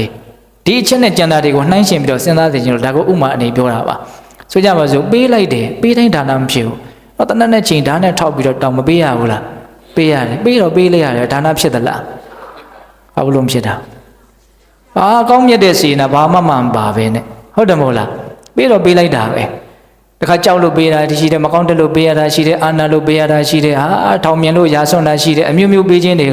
ကများဘူးလားများနော်ပုထုဇဉ်တွေရဲ့စိတ်တွေကရှုပ်ထွေးသလောက်ပေးခြင်းတွေကလည်းအမျိုးမျိုးရှိတယ်အဲ့တော့တကယ်မြင့်မြတ်တဲ့စိတ်နဲ့ပေးမှမြင့်မြတ်တဲ့ကောင်းမှုဆိုတာရတာအဲ့တော့အဓိကဘာလေးကိုပြောင်းနိုင်ဖို့လို့တော့စိတ်ကိုပြောင်းနိုင်ဖို့လို့တဲ့ကိုနေ့စဉ်ကျင့်လဲကျက်စားလောက်ကင်နေတဲ့အနေအထားတွေကိုပဲမြင့်မြတ်သောအောင်ဒီစိတ်ကိုစေတနာကောင်းလေးတွေထည့်ပေးရမယ်မေတ္တာတွေထည့်ပေးရမယ်ဟုတ်လားအဲ့လိုမြင့်မြတ်တဲ့ရည်ရွယ်ချက်တွေထည့်ပေးရမယ်ပညာတွေခြံရံရမယ်ဒါဆိုလို့ရှိရင်ပုံကြည့်ရင်တော့ဒီလိုပဲသွားနေတာပဲဒါပေမဲ့လူနှစ်ယောက်ကပုံစံတူလုံနေပြီမလို့သူတို့ရတဲ့ရလက်ချင်းဘလို့မှမတူဟုတ်တယ်မဟုတ်လားအေးဒါကြောင့်ပြည်သက်ပေါင်းတို့နေ့စဉ်နေထိုင်စဉ်မှာလည်းပဲဒီပါရမီ7ပါးကိုထိုက်တဲ့လို့အကျုံးဝင်အောင်ကြိုးစားအထောက်ကြဖို့မလိုဘူးလားလိုတယ်ဒါနဲ့ပတ်သက်ပြီးတော့ဦးဇင်းတို့ကျမ်းစာတွေထဲမှာနောက်ပါရမီ7ပါးဟာကုသိုလ်ကောင်းမှုတွေလှုပ်တိုင်းထိုက်တည်အားလျော်စွာပါဝင်နေကြတယ်ဆိုတာလေးကိုရှင်းပြတာရှိတယ်အဲ့လိုရှင်းပြတဲ့အခါမှာဦးဇင်းတို့ဇတ်တော်တစ်ပုဒ်ကိုအခြေခံပြီးတော့ရှင်းတာရှိတယ်အဲ့ဒီဇတ်တော်ကဦးဇင်းတို့950နိပတ်တော်မှာမဟာကပိဇတ်ဆိုပြီးတော့ရှိတယ်မဟာကပိဆိုတော့မြောက်မင်းပေါ့ဒီဇတ်တော်ကိုလူတိုင်းကြားဖို့ရတယ်နော်ပုံနာတယောက်ကတော်တဲ့ကိုနွားပြောက်ရှာရင်းနဲ့မျက်စိလဲသွားတာအဲ့လိုမျက်စိလဲသွားတဲ့ခါတော့အစာရည်သာပြတ်တဲ့ခါကျတော့နော်တေပင်ကြီးတပင်တွေ့တဲ့ခါအဲ့ဒီတေပင်ကြီးပေါ်တက်ပြီးတော့တေသီးကိုခိုးစားတာအဲ့ဒါတေကိုင်းကကြိုးကြတဲ့ခါကျတော့အံ့ဩစရာပါပဲအဲ့ဒီတေကိုင်းကလည်းအမြင့်ကြီးအရှိကြီးထွက်လာဆိုအောက်ကကြောက်သေးထိကြာသွားအဲ့ဒီကြောက်ကရေတွင်းလိုကြောင်မျိုးဖြစ်နေတယ်ပြန်မတက်နိုင်အဲ့ဒီတဲ့ကဲမဲ့လူမရှိယူမဲ့လူမရှိအကြီးအကျယ်သူဒုက္ခရောက်တယ်အဲ့ဒါနဲ့တအော်ဖြစ်နေတဲ့အခါကျတော့အဲ့ဒါကိုဘုရားလောင်းမြောက်ကကြားတဲ့အခါငါကဲမယ်ဆိုတော့သူဘာလုပ်လဲဆိုတော့အဲ့ဒီတွင်နှခေါင်းဝါကိုသွားတော့သူ့ကိုကဲမယ်ဆိုတဲ့အမူအရာပြတော့လူကအားကိုးတာပေါ့မြောက်ကြီးကိုမြောက်ကလည်းတော်တော်ကြီးတယ်အဲ့ဒါနဲ့ဘုရားလောင်းကအဲ့ဒီတွင်ထဲကိုဆင်းသွားတယ်ဆင်းသွားပြီးတော့လူကိုအရင်မကယ်သေးဘူးလူကိုပခုံးပေါ်တင်ပြီးတော့သူခုန်နေတာဒါပေမဲ့တကယ်လို့နိုင်တော်ရှိမနိုင်တော်ရှိမနိုင်ရင်လူဒုက္ခရောက်လိမ့်မယ်ကဲရပြီးတော့အကျိုးမပြီးမှဆိုလို့ ဘာလို့တော့ဆိုတော့လူလောက်လေးတဲ့ကြောက်တုံးကြီးတုံးကိုသူ့ရဲ့ပခုံးပေါ်ထမ်းပြီးတော့အရင်ခုန်ကြည့်တယ်တဲ့ဟုတ်လားအဲ့ဒါလိုခုန်ကြည့်တော့အောင်မြင်သွားတော့မှပြန်ဆင်းလာပြီးတော့အဲ့ဒီပုံနာကိုပခုံးပေါ်တင်ပြီးတော့ခုန်ပလိုက်တယ်အဲ့ဒါအောင်မြင်သွားရောဟိုပေါ်ရောက်သွားတဲ့အခါကျတော့ကြောက်တုံးကြီးကိုခုံအားထမ်းပြီးတော့ခုံရတာကတစ်ချိန်နောက်လူကိုထမ်းပြီးတော့ခုံရတာကတစ်ချိန်ဆိုသူအရင်ပင်ပန်းသွားအောင်ဒီလူကိုထမ်းပြီးတော့ဒီဟာကိုခက်ရခက်ချေသူတက်ရတာဟိုအဲ့တော့အရင်ပင်ပန်းသွားတဲ့အခါကျတော့တော်တယ်မှာချင်းသေးတွေကြားတွေကလည်းရှိနေတာဆိုတော့အဲ့ဒီပုံနာကိုနတ်ပုံနာရဲ့နတ်ပေါင်ပေါ်မှာခေါင်းခုပြီးတော့အိပ်ပြရစီဆိုတော့သူအိပ်တယ်ခဏနားတာပေါ့အဲ့တော့ပုံနာကလည်းအစာရည်သာငတ်ပြက်နေရဆိုတော့တော်တော်ပိန်းလဲနေအဲသူ့ပုံပေါ်မှာမြောက်ကြီးကအိမ်နေသူ့အသက်ကိုခဲခဲ့တဲ့မြောက်ပေါ့အဲ့ဒီမြောက်ကြီးကိုမြင်တဲ့အခါကျတော့ပုံနာကဘာစိတ်ကူးတော့ဆိုတော့နွားပြောက်သွားရှာတာနွားကလည်းမတွေ့ခဲ့ဒီတိုင်းလက်ချီအိမ်ပြန်တော့လည်းပဲအိမ်အပြန်ကမလှအင်္ဂါဇနီးမယားကရှူတော့မှာပဲအဲ့တော့အ ਨੇ ဆုံးဇနီးမယားမျက်နှာလှုပ်ရဖို့အတွက်ငါဘာလှုပ်မလို့ဆိုတော့ဒီကြောက်ကြီးကိုဒီမြောက်ကြီးကိုပဲကြောက်ခဲတုံးနဲ့ထုပြီးတော့မြောက်ကြီးကိုပဲနောက်မြောက်သားစားဖို့အတွက်ငါယူသွားတော့မယ်လို့သူအဲ့လိုစဉ်းစားတာအလွန်ရက်စက်တဲ့စိတ်ပေါ့နော်အဲ့ဒါနဲ့အနားမှာရှိတဲ့ကြောက်ခဲတုံးနဲ့အိတ်နေတဲ့မြောက်ကိုတခါတည်းထုချလိုက်တာဒါပေမဲ့သူကအရန်အားနေနေတဲ့အတွက်ကြောင့်ထိထိမိမိသူမထုံးနိုင်ဘူးအဲ့တော့မြောက်ကြီးကလည်းပဲအလွန်ကြီးတဲ့အတွက်ကြောင့်နော်တေလောက်အောင်မဖြစ်ဖဲနဲ့ရုတ်တရက်ဘုံဆိုသူထပြေးတယ်ဒါပေမဲ့ခေါင်းကတော့ကွဲရသွားပြီးတော့သွေးတွေကတော့တန်းတန်းကျအောင်အဲ့မှာသူကကြည်သေးတယ်ဒီလူကထုတယ်လို့မထင်ဘူးဘုရားလောင်းကအဲ့တော့နဲ့ဘေးဘီကိုကြည်တယ်ဒီအန်တယ်ဘယ်ကလာတော့ဘာမှလည်းမတွေ့ဘူးအဲ့ဒီတေချာကြည့်တော့မှပုံနာလက်ထဲမှာကြောက်ခဲတွေ့တော့သူဘာပြောတော့ဆိုတော့အော်လောကကြီးမှာဒီလိုလူရဲလို့လဲရှိနေသေးတယ်ကိုအံ့ဩတယ်အကြီးကြီးအံ့ဩတယ်အဲ့ဒါနဲ့သူတစ်ပင်ပေါ်တက်ပြေးတာတစ်ပေါ်တက်ပြေးတော့တေချာကြည့်နေအဲ့လိုတေချာကြည့်နေတော့မှအောက်ကလူကစဉ်းစားတယ်ဘာစဉ်းစားမိတော့ဆိုတော့ငါကြောက်ထဲကပဲလွတ်သေးတာငါတောထဲကမလွတ်သေးဘူးသူမျက်စိလဲနေတာတော့ပြင်ဘက်ကိုသူမထွက်နိုင်ဘူးသူကြောက်ထဲကပဲလွတ်ခါပဲရှိသေးတယ်ဒါသူသတိမေ့နေတယ်အဲ့ဒီကျမှသူငိုပြန်တယ်တဲ့အကူကြီးတောင်းပန်တယ်ငါကြောက်ကပဲလွတ်သေးတာငါပြင်ဘက်ကိုမထွက်တတ်ဘူးဆိုတော့အဲ့ဒီမှာဘုရားလောင်းက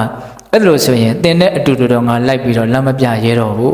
းတင်းနဲ့အတူတူလိုက်မယ်ဆိုတော့ငါလောက်မိုက်တယ်လို့မရှိတော့ဘူးဖြစ်တော့မယ်ဟုတ်လားအဲ့တော့ဘာလုပ်မလို့ဆိုတော့ငါကအပင်အပေါ်ကနေသွားမယ်အဲ့တော့ငါရဲ့သွေးဆက်ကြတဲ့နောက်ကိုမင်းလိုက်ခဲဆိုပြီးတော့တစ်ပင်ပေါ်ကနေတပင်ပြီးတပင်ကူးသွားတာအဲ့ဒီပုံနာအဲ့ဒါအဲ့သွေးဆက်ကြအကြောင်းလေးရှောင်းလိုက်လာပြီးတော့တောရဲ့အပြင်ဘက်ကိုလူတွေနေတဲ့နေရာကိုရောက်သွားလွတ်မြောက်သွားတော့အဲ့ဒါနဲ့ဘုရားလောင်းကမျက်ရည်တွေလည်းကြာဝန်းလည်းနေတာပေါ့နော်သူကယ်ခဲ့ရတဲ့လူကသူ့ကိုထုတတ်တယ်ဆိုတော့အဲ့ဒါနဲ့တံဝေကလည်းရတယ်အဲ့ဒီယောက်ျားကိုသူကြည့်တယ်မျက်ရည်တွေကြားတယ်နဲ့ကြည့်တယ်အဲ့သူ့ရဲ့မျက်စိလည်းဆုံးသွားပြီဆိုတော့အဲ့ဒီယောက်ျားရဲ့ခန္ဓာကိုယ်ကပဲနောက်စေးလောက်အဖူလေးတွေထားလာနော်အဲ့ဒီပဲနောက်စေးလောက်ကတော့ကလိန်စေးလောက်ဖြစ်လာတယ်ကလိန်စေးလောက်ကနေပြီးတော့ဒိုးလောက်ကနေကြက်ဥလောက်အကြီးတွေအလုံးကြီးတွေဖြစ်လာပြီးအဲ့ဒါတွေအကုန်ပေါက်ကွယ်ပြီးတော့တခါတည်းရုတ်တရက်လူပြိတ္တာကြီးတယောက်လိုဖြစ်သွားတယ်အဲ့သူအိမ်လည်းမရောက်တော့ဘူးစိတ်တွေပါလေလည်းသူတိတ်ပြီးတော့မမှန်တော့တယ်လို့မျိုးဖြစ်သွားအကြီးအကျယ်နော်ဆိုးရတဲ့စေတနာနဲ့ဆိုးရတဲ့ကံတရားကိုလွန်ကျူးခဲ့တဲ့အတွက်ကြောင့်တောက်လျှောက်တခါတည်းအကျိုးပေးတာဒိဋ္ဌဓမ္မဝေဒနိယကံပေါ့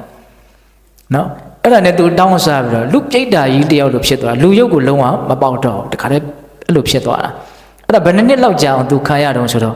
9နှစ်လောက်ကြာတယ်တဲ့နောက်တော့အကုသိုလ်ကပိုးပြီးတော့အကျိုးပေးခွင့်တာလာတဲ့အခါကျတော့ရေငတ်လို့ရေတောက်မယ်ဆိုရင်အဲ့ဒီရေတွေဟာသွေးတွေလိုဖြစ်နေသူတောက်လို့မရမသေးသေးဘူးတော့ခံနေရတာအံ့ဩစရာနော်ဒီတဘာဝလောကကြီးရဲ့တဘာဝတရားတွေရဲ့စမ်းကြယ်မှုတွေကိုဒကာဓမ္မတို့အညီတို့တွေနော်အကုန်နားလည်ဖို့မလွယ်ဘူးတေချာစဉ်းစားဟုတ်လားဒါကြောင့်ကောင်းတဲ့စေတနာတွေကောင်းတဲ့အကျိုးကိုပေးနိုင်တယ်လို့မကောင်းတဲ့စေတနာတွေမကောင်းတဲ့အကျိုးကိုပေးနိုင်တယ်ဆိုတာကိုသဘောပေါက်ရမှာဟုတ်လားအဲ့ဒါနဲ့9နှစ်လောက်ရောက်တဲ့အခါကျတော့နော်ရှင်မင်းကြီးတစ်ပါးနဲ့တွေ့တယ်သူကအဲ့ဒီဥယျာဉ်ထဲမှာတတ်တာလူတွေသွားနေတော့အဲ့ဒီရှင်မင်းကြီးကသူ့ကိုမြင်တဲ့အခါကျတော့လူလို့ကိုမထင်ဘူးအော်ဘာကြီးလဲမသိဘူးကြောက်တယ်ဒါပေမဲ့နောက်ကအချမ်းအနေအများကြီးဆိုတော့သူမကြောက်ဘူးအဲ့ဒါနဲ့မေးတော့မှအဲ့ဒီလူပြိတ္တာကြီးကသူ့အကြောင်းကိုပြောပြတာကျေးဇူးရှင်ကိုပြစ်မှားခဲ့မိတဲ့အတွက်ကြောင့်သူသည်အကြီးအကျယ်ဒုက္ခရောက်ရတယ်သူကောင်းကောင်းနားလည်သွားတယ်နားလည်သွားတဲ့အချိန်မှာပြင်လို့မရတော့ဒါလည်းပဲသတိထားဖို့လိုသေးတာပဲเนาะ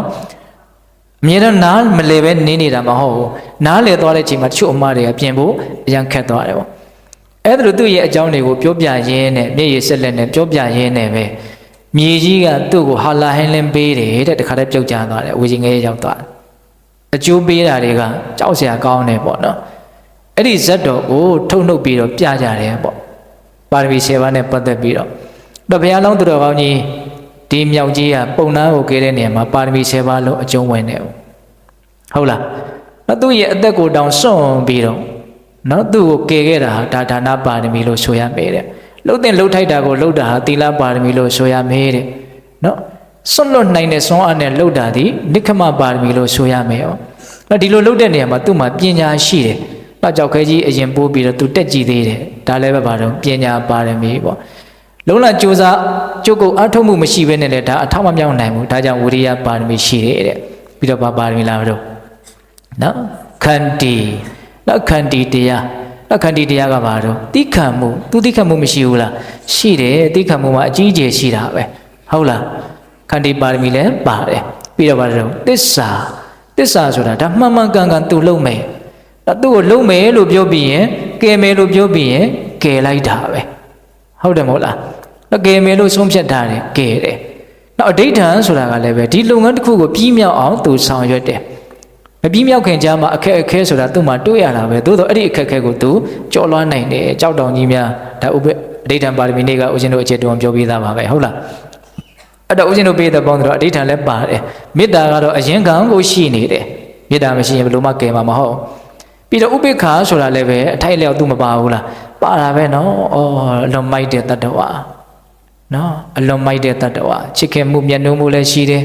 နော်မိုက်မဲမှုဆိုတာကိုသိတဲ့အခါမှာလိလျူရှုရတဲ့သဘောတည်းသူ့မှာရှိမှာပဲဟုတ်လားဒါကြောင့်ဥပိ္ပခာတရားပါရမီတရားတွေဆိုတာကောင်းမြတ်တဲ့အလုပ်တစ်ခုကိုလှုပ်လိုက်တိုင်းထိုက်သည့်အားလျော်စွာပါဝင်နေကြတယ်ဆိုတာကိုလည်းသဘောပေါက်ဖို့မလိုဘူးလားလို့တယ်နော်ဒါကြောင့်မိသက်ပေါင်းတို့ဒါနကောင်းမှုပြုတဲ့အခါမှာလည်းပဲပညာပါရမီဝရိယပါရမီနောက်ခန္တီပါရမီဒီပါရမီတွေပါဝင်အောင်အကျုံးဝင်အောင်ကြိုးစားဖို့မလိုဘူးလားလို့တယ်နော်တခုခုချွတ်ယွင်းနေတယ်ဖြည့်စည်းခွင့်ကြုံမှလည်းနဲ့မဖြည့်စည်းလိုက်ရဘူးဆိုတာချွတ်ယွင်းသွားတယ်ပေါ့ဆိုလိုတာကတီးခံစရာအနေအထားကြုံလာတယ်တခါလေအစင်မပြေတရားတွေ့တယ်ဆိုတာတီးခံစရာအနေအထားကြုံလာတာပေါ့ပို့ပြီးတော့ဦးဇင်းတို့ကိုတော့မကျင့်နိုင်ပါဘူးကြီးကြီးတဲ့စကလုံးနဲ့ပြောရမယ်ဆိုရင်အစင်မပြေတာတွေတွေ့လာတယ်ဆိုတာခန္တီပါရမီဖြစ်ဖို့အတွက်အခွင့်အလမ်းတစ်ခုလို့ဆိုမယ်ဆိုရင်မဆိုနိုင်ဘူးလားအဲ့ဒီအစင်မပြေတာတွေတကယ်လို့မရှိဘူးဆိုရင်ဘယ်လိုလုပ်သီးခံတော့သီးခံခြင်းတရားဖြစ်နိုင်မလားစဉ်းစားကြည့်နော်ဒါကြောင့်အစင်မပြေတာတွေကကိုယ့်ကိုသီးခံခြင်းတရားတွေဖြစ်ဖို့အတွက်အကျိုးကျေးဇူးပြုနေတယ်လို့တောင်တမျိုးတစ်ပါးသာပြောမယ်ဆိုရင်ပြောလို့မရဘူးလားရတယ်လောကကြီးကအသုံးချတတ်ဖို့သာလဲလိုတယ်ဆိုတဲ့အဓိပ္ပာယ်လည်းတက်ရောက်တယ်ပေါ့ကိုကအသုံးချတတ်မယ်ဆိုရင်အခြေအနေတိုင်းကကိုယ့်အတွက်မြင့်မြတ်တာတွေဖြစ်နိုင်တယ်ပေါ့ကိုကအသုံးချတတ်ဖို့ဆိုရင်တော့အခြေအနေတိုင်းကကိုယ့်အတွက်ယုံညံ့တာတွေဖြစ်เสียဖြစ်တယ်ပေါ့ဟုတ်တယ်မဟုတ်လားဒါကပေးတဲ့တို့ဉာဏ်ရှိပါတယ်အကုန်လုံးအခြေချက်ထွင်းပြီးတော့နားလည်ရမယ်ပေါ့ဒါကပါရမီတရားတွေကိုနေ့စဉ်ဘဝမှာနေတိုင်းကြိုးစားအထောက်နိုင်ကြဖို့လိုပါတယ်ဆိုတာလေးကိုပြောပြတာအဲ့တော့ဦးဇင်းတို့ပါရမီ7ပါးတရားကိုဘယ်လိုဏိကုံးချုပ်ခြင်းလဲဆိုတော့ဏိကုံးချုပ်ဖို့အချိန်ကရောက်လာပြီဟုတ်လားအဲ့တော့ပါရမီတရားတွေကိုဦးဇင်းတို့ဟောလိုက်တိုင်းဘုရားလုံးသူ့မိတာရှင်ရဲ့သိနော်ဒီပင်ကရာမြတ်စွာဘုရားကသင်ဟာလာမဲ့လေးတင်ခြင်းတဲ့ကဘာသိမ့်မှာဘုရားရှင်စီဧကံဖြစ်လိမ့်မယ်လို့ဗျာဒိတ်ပေးသွားတာဗျာဒိတ်သာပေးသွားတယ်ဘုရားဖြစ်အောင်ဘယ်လိုလုပ်ရမယ်လို့ပြောသွားတာမရှိဘူးနတ်တွေကလည်းပဲထင်ရှားတဲ့နမိတ်ကြီးတွေကိုညွှန်ပြပြီးတော့ဟိုတုန်းကဗျာဒိတ်တော်ခံယူတဲ့နေ့မှာဒီလိုနမိတ်ကြီးတွေနော်ပေါ်ခဲ့ဘူးတယ်အဲ့ဒီတုန်းကပေါ်တဲ့နမိတ်ကြီးတွေအခုလည်းပေါ်နေတယ်ဒါကြောင့်သင်ဟာဘုရားဖြစ်လိမ့်မယ်လို့အာပိစကားတွေပြောကြားသွားကြတယ်ဒါပေမဲ့သူတို့ကလည်းဘုရားဖြစ်အောင်ဘယ်လိုလုပ်ရမယ်ဆိုတဲ့နိလန်းကိုတစုံတစလေးတောင်ပြောမသွားအောင်အဲ့တော့ဘုရားဖြစ်လိမ့်မယ်ဆိုတာကိုတော့ဘုရားလောင်းကသိနေတယ်ဒါပေမဲ့ဘုရားဖြစ်အောင်ဘယ်လိုလုပ်ရမလဲဆိုတာဘယ်သူမှပြောမသွားဘူးအဲ့တော့ဘုရားဖြစ်အောင်ဘယ်လိုလုပ်ရမလဲဆိုတဲ့ဘုရားဖြစ်ကြောင်းတရားကိုဒီအထက်အောက်နော်အရက်ဆယ်မျက်နှာဓမ္မဓာတ်တွေထဲမှာပဲဘုရားဖြစ်စေတဲ့ဓာတ်တဘာဝကိုသူဘာလို့တော့ရှာအဲ့ဒီဉာဏ်ကိုဘာဉာဏ်လို့ခေါ်ပါရမီပဝိစေယဉာဏ်ကျွန်တော်ပြောတယ်နော်ခဏဟုတ်လားအဲ့ဒီပါရမီပဝိစေယဉာဏ်နဲ့သူစဉ်းစားဆင်ခြင်တာစဉ်းစားဆင်ခြင်တဲ့အခါကျတော့အစဉ်အတိုင်းဒါနပါရမီကိုတွေ့တယ်သီလပါရမီကိုတွေ့တယ်ဒါဒီဒါနပြီးမှသီလကိုကျင့်ရမယ်ဆိုတဲ့အဓိပ္ပာယ်မသက်ရောက်ဘူးဆိုတာကိုလည်းပြောခဲ့တယ်နော်သူဉာဏ်ထဲမှာအရင်တွေ့တာကိုအရင်ပြောတာဟုတ်တယ်မဟုတ်လားအေးအဲ့တော့ဦးဇင်းတို့အဲ့ဒီလိုပါရမီတွေကိုသူစဉ်းစားဆင်ခြင်တော့အခုဘယ်နှပါဖြစ်သွား10ပါးဖြစ်သွားအဲ့ဒီ10ပါးလည်းပြီးပြီဆိုတော့ဟောအဲ့ဒီပါရမီပုရိသယဉာဏ်ကြီးကဘာပြောတော့ဆိုတော့ဘုရားဖြစ်ကိုပြုတ်တဲ့တရားတွေကဒီ10ပါးပဲတဲ့နောက်ထပ်7ပါးဆိုပြီးတော့မရှိတော့ဘူးတဲ့အတိအကျနော်9ပါးလည်းမဟုတ်ဘူး7ပါးလည်းမဟုတ်ဘာတော့10ပါးပဲတဲ့ဒါပဲတဲ့ တတ်တဲ့အယုတ်အလွန်မရှိတော့ဘူးတဲ့အဲ့လိုလေဘုရားလောင်းကသိတယ်အဲ့ဒါပဲလို့စဉ်းစားဆင်ခြင်လိုက်တော့ဆင်ခြင်တဲ့အခန်းကပြီးသွားတာပေါ့နော်ပြီးသွားတဲ့အခါကျတော့ဘုရားလောင်းကလည်းဆင်ခြင်လို့ပြီးသွားပြီဆိုတော့ဒီဆင်ခြင်တဲ့ဉာဏ်ဒီဆင်ခြင်တဲ့စိတ်အစဉ်ကိုကတကိုးရှိတယ်ဒါသည်ပင်လည်းဓမ္မတေဇတရားတကိုးတဲ့အဲ့ဒီတကိုးကဘာဖြစ်စေတုံးဆိုမြေကြီးကိုအကြီးအကျယ်တုန်လှုပ်ခြောက်ခြားသွားစေတယ်တဲ့မြေကြီးကတုန်လှုပ်တယ်တဲ့မြေကြီးတုန်လှုပ်တဲ့အတွက်ကြောင့်အတန်တွေလည်းအကြီးကျယ်ထွက်တယ်တဲ့မြေကြီးတုန်လှုပ်တာကိုဘယ်လိုများပြောတာတုံးဆိုတော့မြတ်စွာဘုရားဟောတာနော်ဘယ်လိုဟောတာတုံးဆိုတော့ကြံကြိတ်ဆက်လို့လှုပ်တယ်တဲ့ကြံကြိတ်ဆက်ကဘယ်လိုလှုပ်တော့ဒီလိုလှုပ်မှာပေါ့နော်ပြီးတော့စီစုံလိုလှုပ်တယ်တဲ့စီစုံကတော့ဒီလိုလှုပ်မယ်ပေါ့နော်အထက်အောက်လှုပ်မယ်နော်ရဟတ်လိုချားလိုပြောမယ်ဆိုရင်လည်းနားလည်လွယ်မယ်ပေါ့ဟုတ်လားအဲ့ဒါလိုလှုပ်ပြီးတော့အတန်တွေတောင်အကြီးကျယ်ထွက်တယ်အဲ့ဒီလှုပ်လိုက်တဲ့အတွက်ကြောင့်ဘာဖြစ်တုံးဆိုတော့ဟိုဒီပင်ကရာမြတ်စွာဘုရားကိုရမဝတီပြည်သူပြည်သားတွေကဘာလုပ်နေတုံးဆုံးကတ်နေကြတာအဲ့ဒီချိန်မှာဟုတ်လားဒီကဘုရားလောင်းကသူတို့ပူဇော်ထားတဲ့ပန်းမုံကြီးပေါ်မှာထိုင်ရင်းနဲ့စဉ်းစားနေတာဆင်ញင်းနေတာ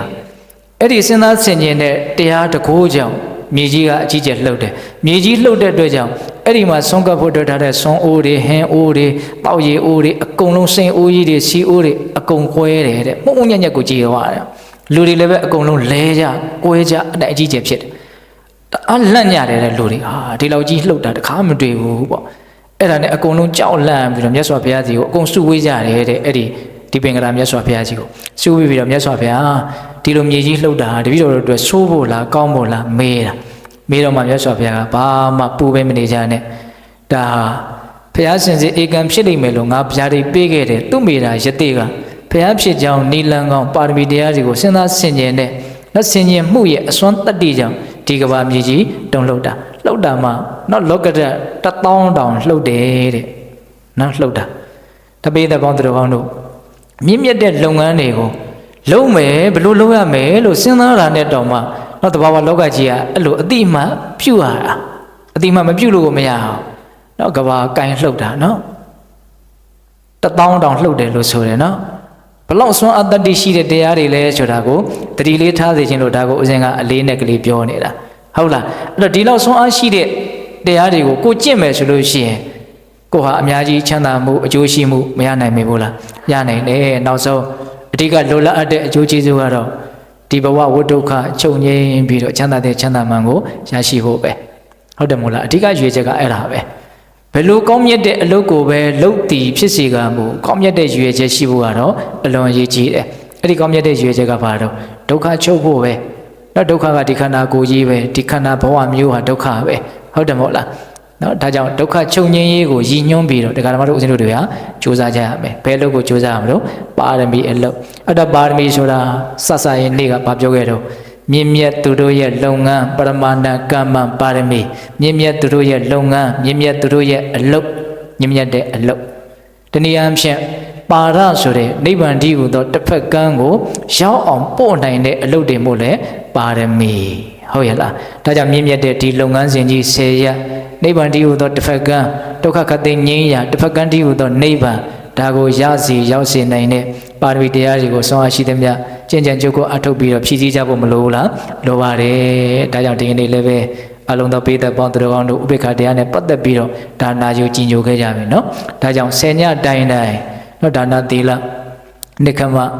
ပညာဝိရိယခန္တီသစ္စာအဋ္ဌာမေတ္တာဥပေက္ခဆိုတဲ့ပါရမီ10ပါးကိုနာယူကြည်ညိုခဲ့ကြရတဲ့အမှတ်သားခဲ့ကြရတဲ့ကုသိုလ်ဒိုးတွေကအများကြီးတရားဓမ္မတို့ရဲ့တန်တာမှာစီပူပြီးသားဖြစ်တယ်ပေါ့အဲ့ဒါကိုဆက်လက်ပြီးတော့အသုံးချနိုင်ဖို့မလိုဘူးလားလိုပါတယ်ဒါကြောင့်ပေသက်ပေါင်းသူတော်ကောင်းတို့သည်ပါရမီဆိုတဲ့မြင့်မြတ်သူတို့ရဲ့လုပ်ငန်းမြင့်မြတ်တဲ့အလုပ်နိဗ္ဗာန်တည်းဟူသောတစ်ဖက်ကန်းကိုရောက်အောင်ပို့နိုင်တဲ့ဒီမြင့်မြတ်တဲ့လုပ်ငန်းစဉ်ကိုရှောင်အားရှိသမျှကြိုးစားအထောက်ပြီးတော့နိဗ္ဗာန်တည်းဟူသောတစ်ဖက်ကန်းကိုတက်လှမ်းနိုင်ကြတဲ့သူတော်ကောင်းတွေဖြစ်ကြပါစေလို့နော်ဦးဇင်းတို့ဆန္ဒပြုပြီးတော့နော်ပါရမီ10ပါးတရားကိုမေတ္တာပို့ရင်းဖြင့်အဆုံးသတ်ကြရအောင်နော်ဝါတုတဗ္ဗမင်္ဂလာရကံတုတဗ္ဗဒေဝတာတဗ္ဗဗုဒ္ဓနုဝဝေနတရာဒုက္ခိဘွန်တုတိဘဝတုတဗ္ဗမင်္ဂလာရကံတုတဗ္ဗဒေဝတာတဗ္ဗဓမ္မနုဝဝေနတရာဒုက္ခိဘွန်တုတိဘဝတုတဗ္ဗမင်္ဂလာရကံတုတဗ္ဗဒေဝတာတဗ္ဗသံဃာနုဝဝေနတရာဒုက္ခိဘွန်တုတိဒီတုမကတေတရားနာပိတပေါင်းသူတော်ကောင်းတို့စားတာအလုံးသောတတ္တဝါနန္ဒတို့အား ဒါဗမင်္ဂလာလောကီလောကုတ္တရာကောင်းဆိုသည်မြတ်မင်္ဂလာဝဝတိဘဝတုကောင်းစွာမသိဖြစ်တော်မူကြပါစေတည်းဒါဗတိဝတ္တမိမိတို့ခန္ဓာကိုယ်မှာစောင့်ကြနေကြကုန်သောနတ်မိမိတို့အိမ်မှာစောင့်ကြနေကြကုန်သောနတ်မိမိတို့သာသနာမိမိတို့ကဘာမှာစောင့်ကြနေကြကုန်သောနာမျက်နှာကောင်းနာပေါင်းတို့ကလည်းပဲရက္ခဏ်တို့ကောင်းစွာမသိစောင့်ရှောက်တော်မူနိုင်ကြပါစေတည်းသာဝဗုဒ္ဓနုဘဝေနခေငါဝါလူသေးစုမကပွင့်တော်မူကြတဲ့သုတ္တရတာဘာဘုရားရှင်ကိုတော်မြတ်တို့ရဲ့တကုတေဇောအနုဘောတော်တို့ကြောင့်၎င်းသာဝဓမ္မနုဘဝေန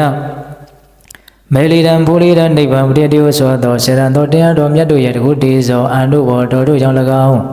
သာဝတံဃာနုဘဝေန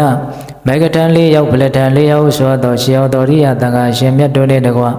သီလကိုသမာဓိကိုပညာကိုတို့နှင့်ပြည့်စုံတော်မူကြတဲ့သမုဒိတံဃာအရှင်ကောင်းရှင်မြတ်ပေါင်းတို့ရဲ့တကုတေဇောအနုဘောတော်တို့ကြောင့်၎င်းတရားနေရောညပါဘေကမဆိုင်ခြင်းရှိတိုင်းခြင်းရှိတိုင်းဒုက္ခိကိုစိတ်နှပြကြောင်းမှာချမ်းသာရရှိကြကုန်သည်ဘဝတို့ကောင်းစွာမသွေဖြစ်တော်မူကြပါစေတည်း